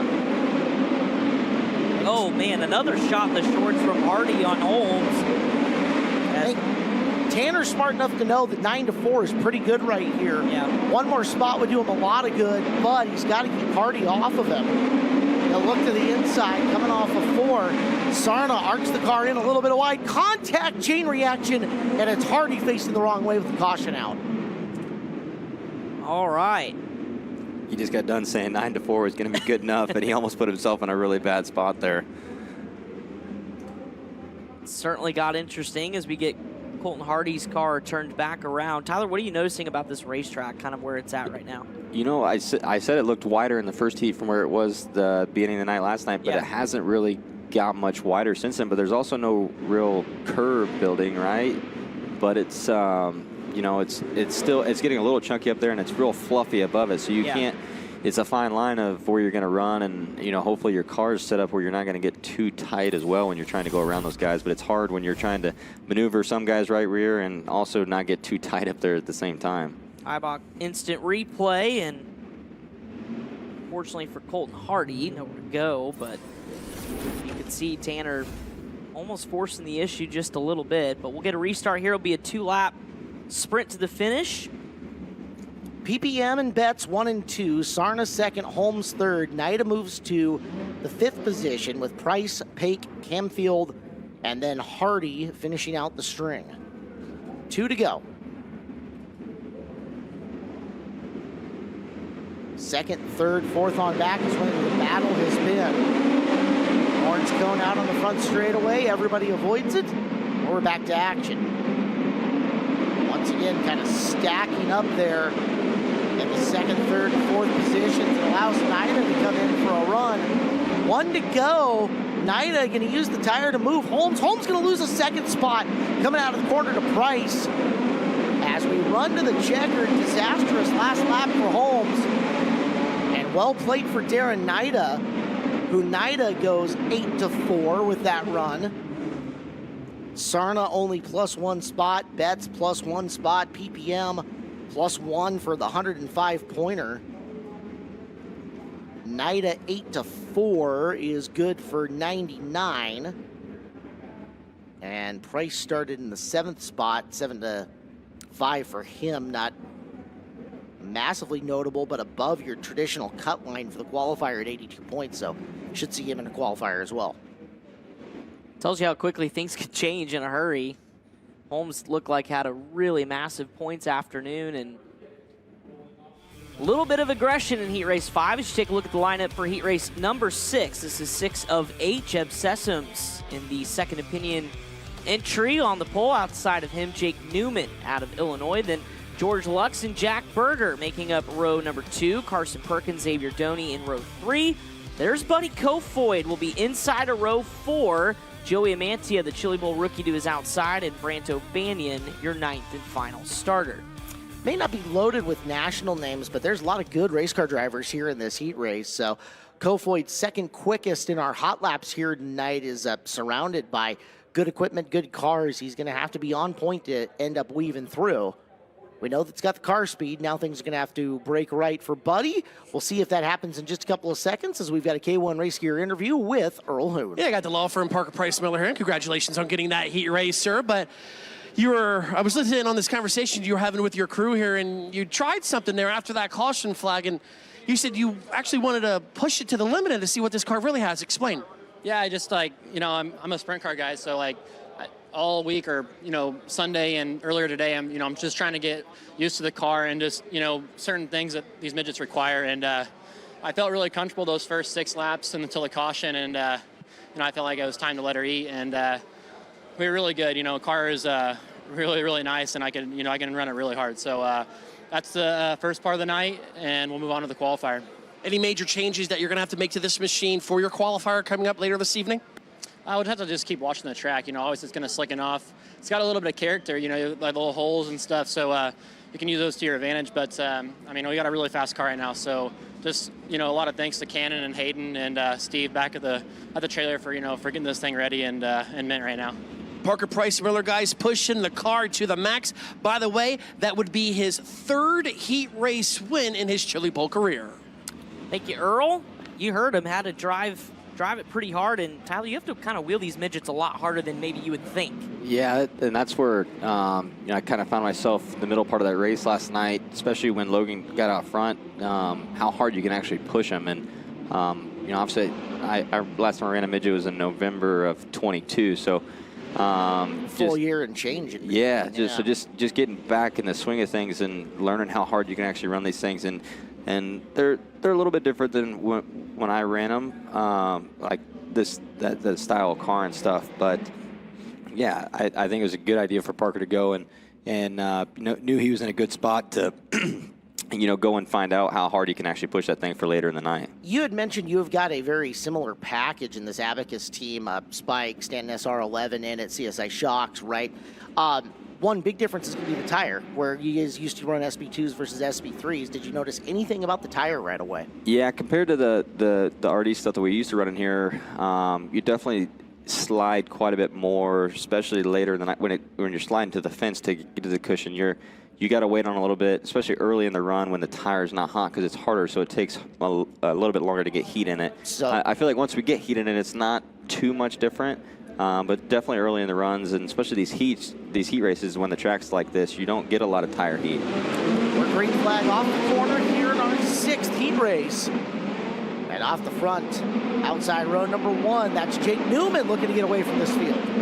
Newman with a good start. Jack Berger in the 19J trying to find a way around George Lux. Lux hangs on. The mechanic at Tricon Garage in the NASCAR Craftsman Truck Series is wheeling a midget here at the Chili Bowl. Buddy Kofoid's got the 4th now. You watch him. He didn't have to do anything major to try to make it get around. Already up, and now we're going to get a caution as somebody played Sky Pilot in the corner, and it was Joey Amantia. Yeah, I caught the tail end of that. Got decent air. You can see some of the damage as he sits over there in turns 1 and 2.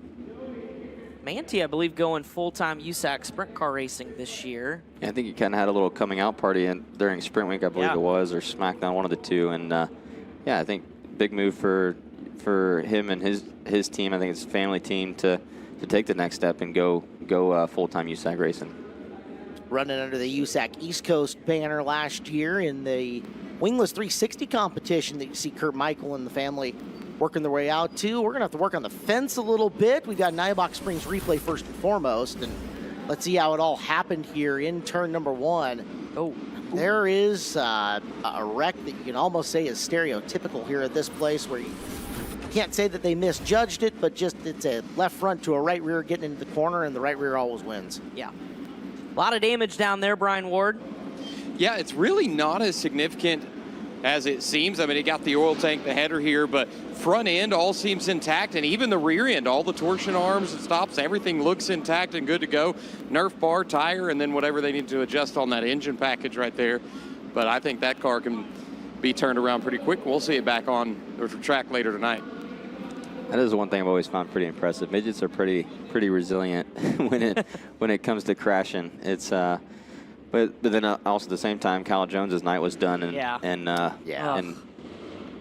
half a lap. You look at it, we're not actually carrying a whole ton of physical miles per hour here within the building. So even though some of these wrecks will look violent and look like it carries a lot of velocity, at the same time, the sooner they get into catch fence and get a little bit of that padding to them and slow them down, it can be less intrusive, less yard sale than what guys think. Yeah, it's because I know there was a couple of times I flipped my midget pretty good, and some couple times we just flipped it back over and pushed it back off. Even outdoors, like it just tipped it back over and pushed it back off. Obviously, you go to work area, make sure everything's good. But yeah, it's crazy that as violent as some of these crashes look, that sometimes they just push right back off. All right, you look here at the bowl. For the amount of time that you guys are out of the throttle pedal, right? It's something.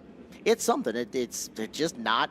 They look really fast, but at the same time, they're just not carrying a sheer amount of speed here around this little small course, I guess.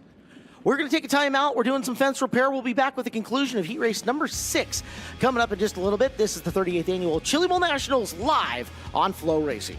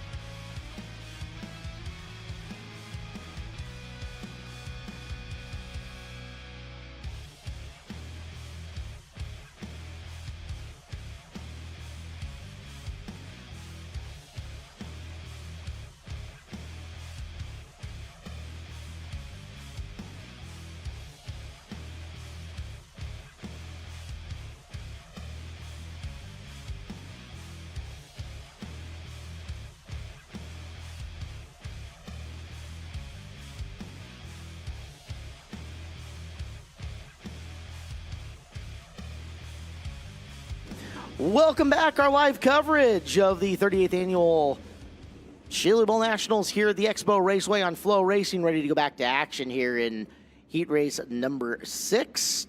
2 laps in, 6 to go. Jake Newman out in front, Jeb Sessoms 2. George Lux is 3, Buddy Kofoid 7-4 already with a lot of time left. Carson Perkins, Xavier Doney, Jack Berger, Branto Banyan make up the rest of the field. Coming back to green out of the corner, Newman to the start. Half-second lead over Sessoms. See if he can rebuild that. Of course, we'll keep our eye on Kofoid running in the 4th position.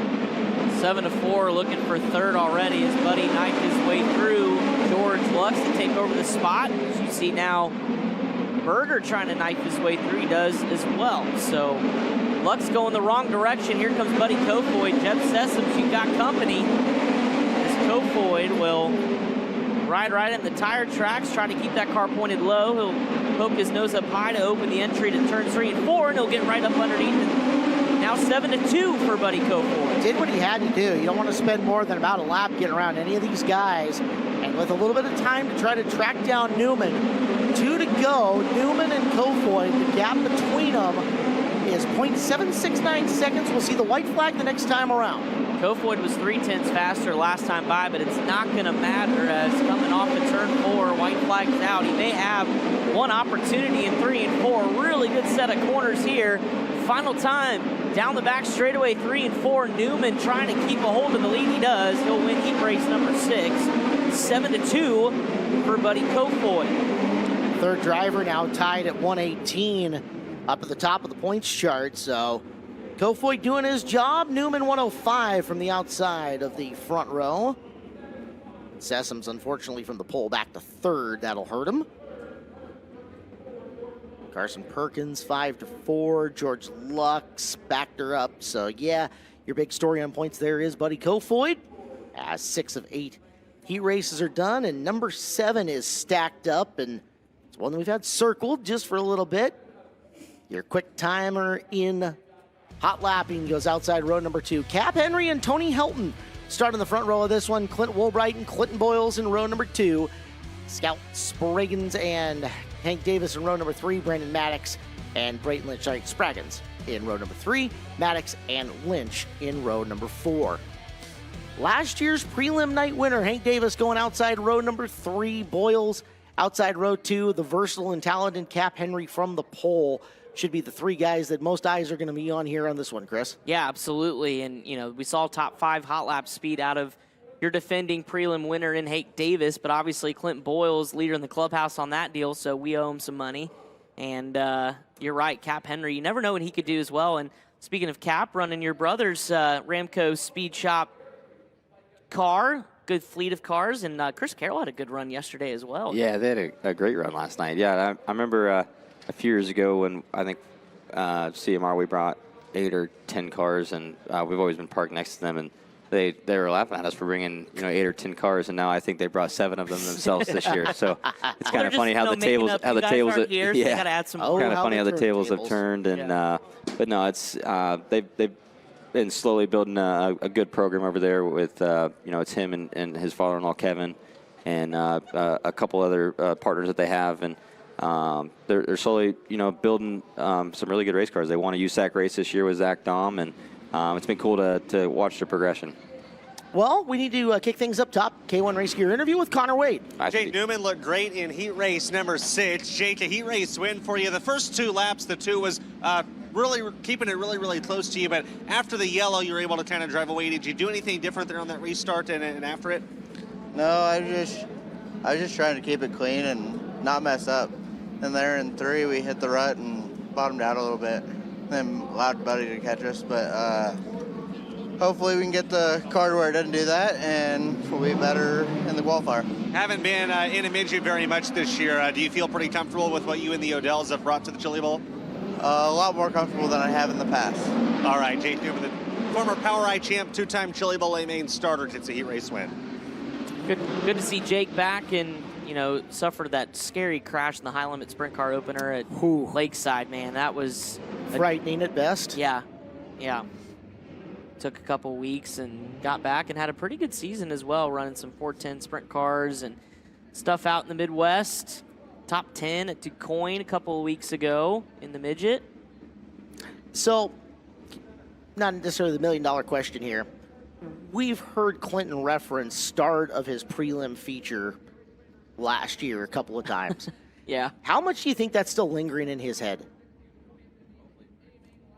Hopefully for him, it's out of his head. You can't hang on to those things for very long. You gotta take those and throw them away and forget about them. This is a whole new year and another chance to redeem himself. Opportunity abounds here in this heat race. Green flag is out.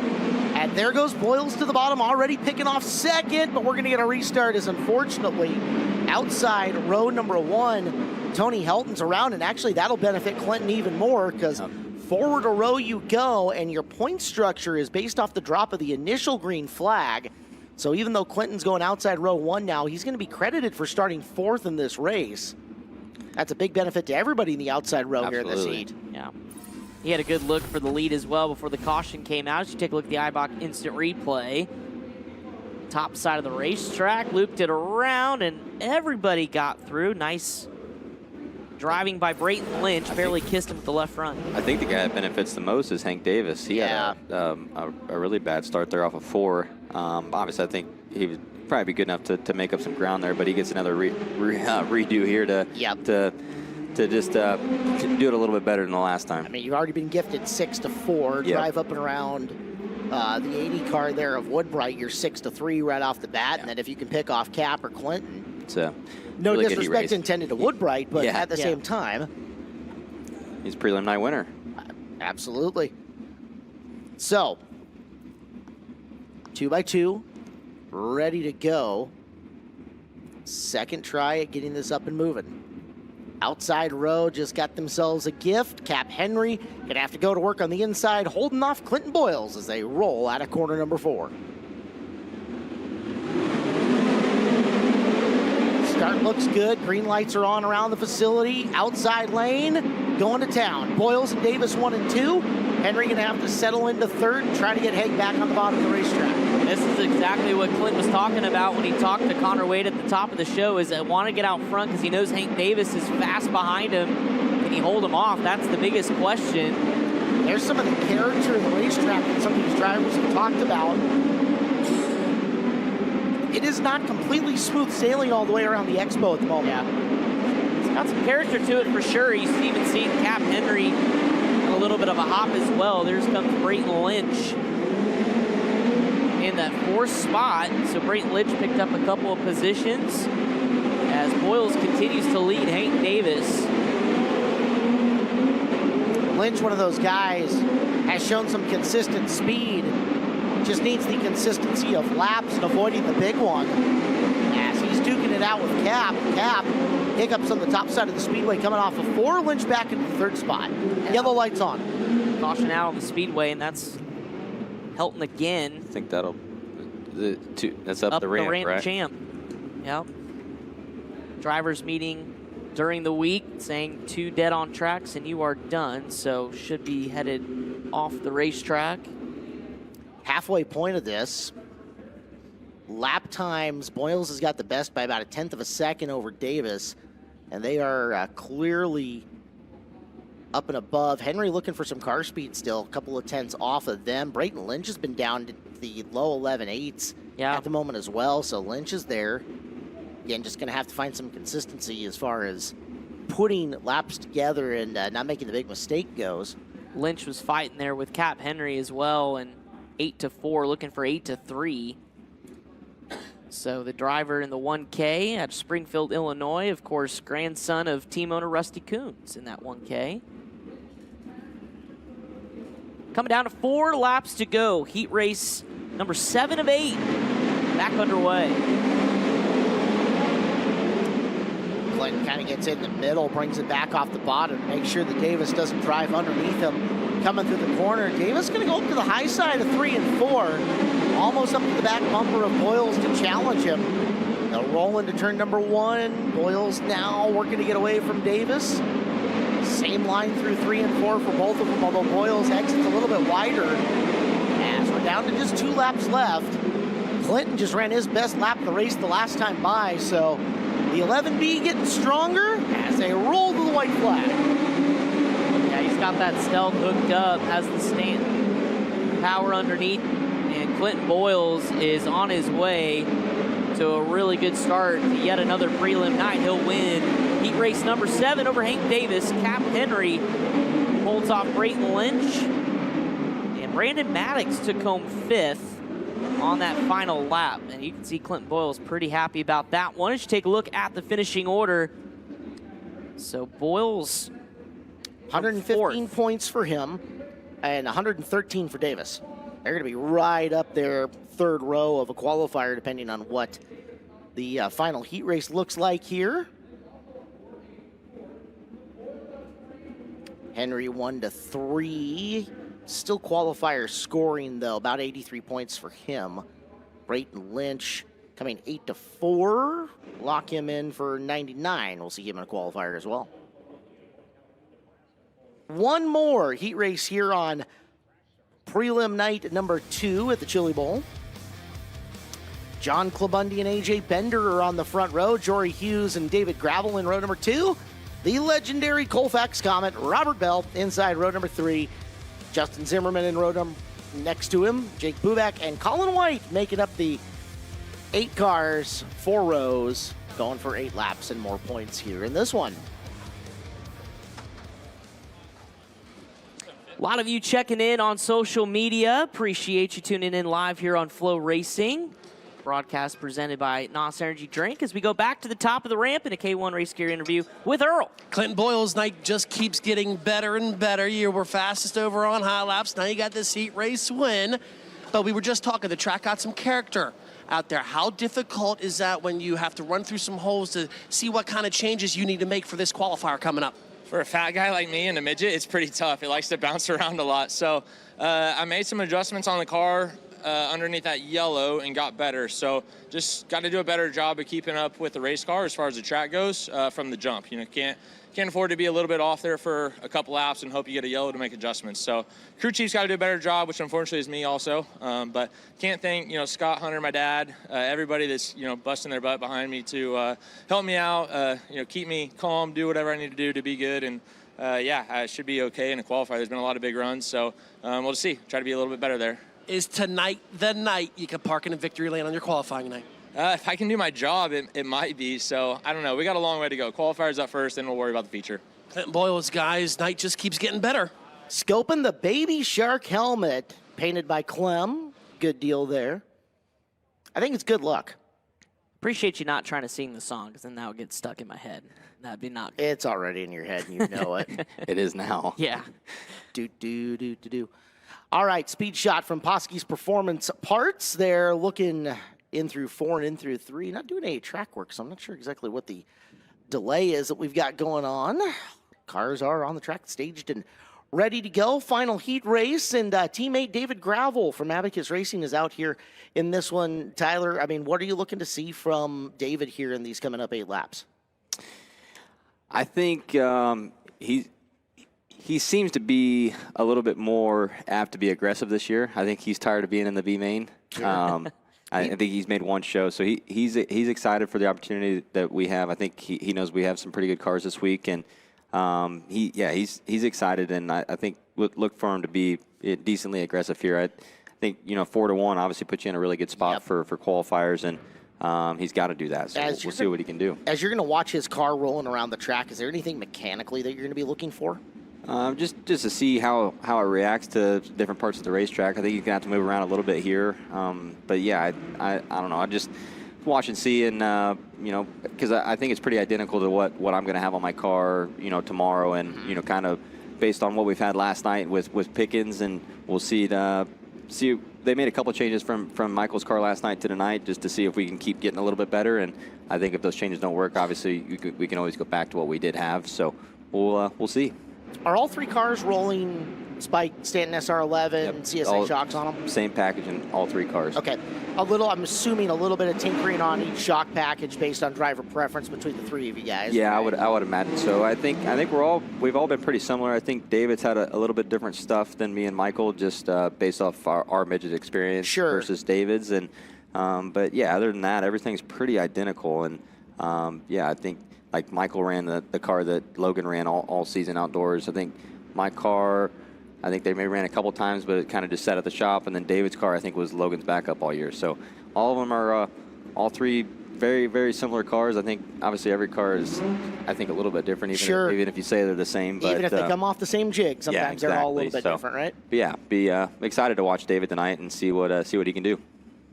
It's going to start outside of row number 2, as you see with the bright orange helmet, the Colfax Comet. Saw the Rowdies give him a tip of the cap as he got on the racetrack in the 71.5 machine. As the lights are out, coming to green, our final heat race of Warren Cat qualifying night. John Clabundi, AJ Bender, your front row, we're underway.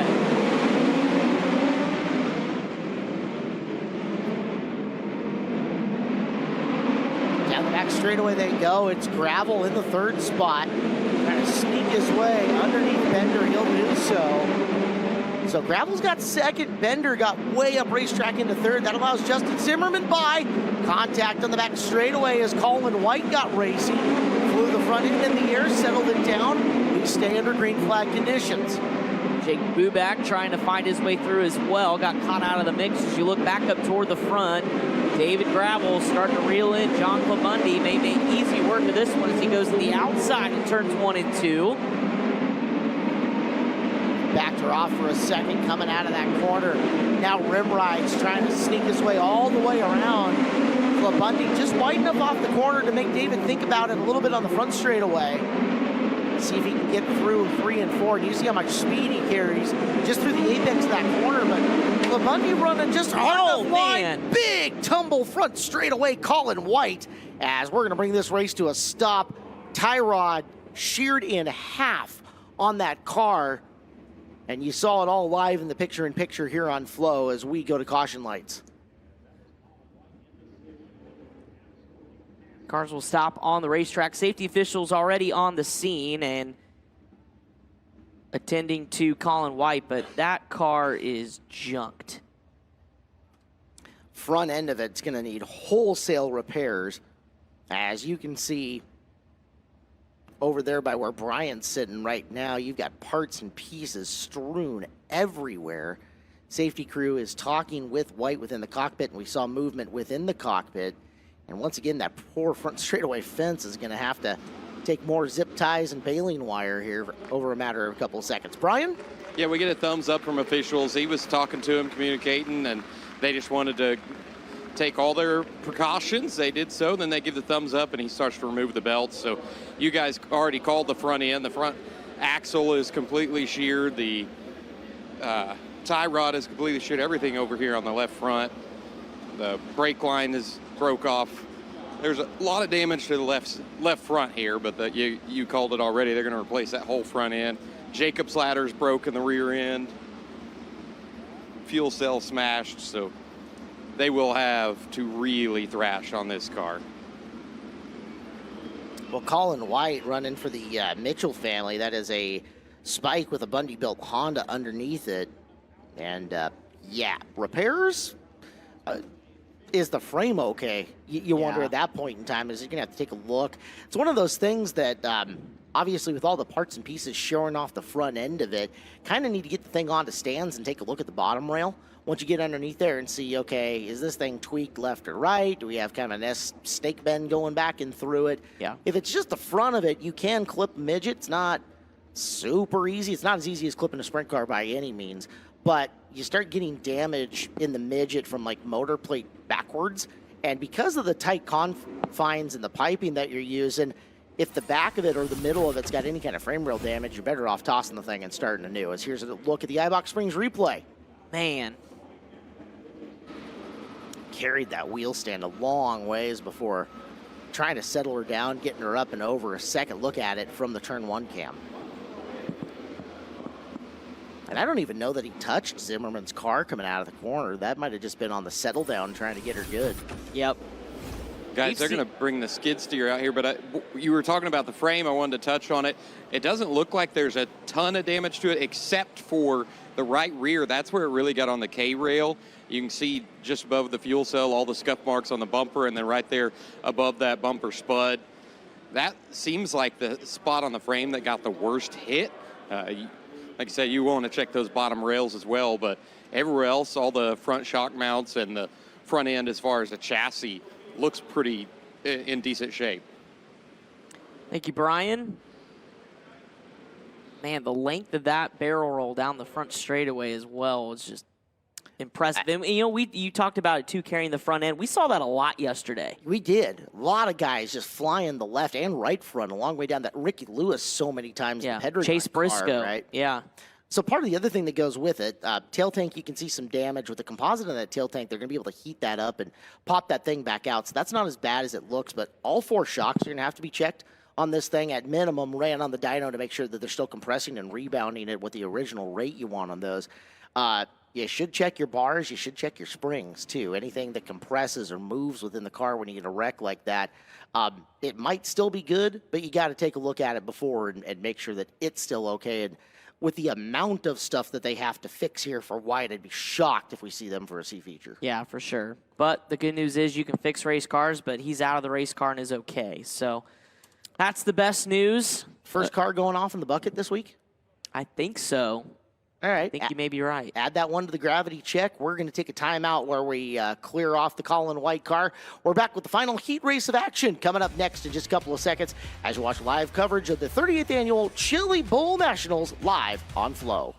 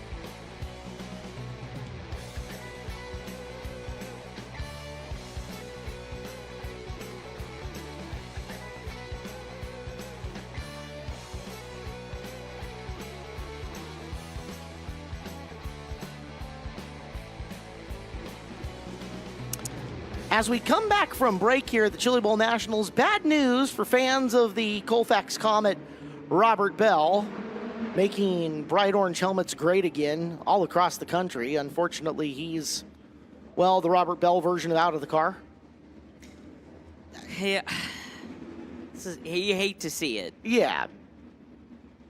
But, man, he loves this event. And he is a fan favorite. I even saw somebody had Robert Bell cookies. Well, no joke. I've never met a cookie I didn't like, so. Well, yeah. Back to action we go. Clabundi, Gravel, Zimmerman. Tyler, you're watching. What's David need to do here in these next couple of laps? He was unable to get around Clabundi for a couple of circuits there. Yeah, I'm not sure. I think it's more just him figuring out the car, right? Obviously, he doesn't race midgets a lot, and just figuring out where he can put it and not put it.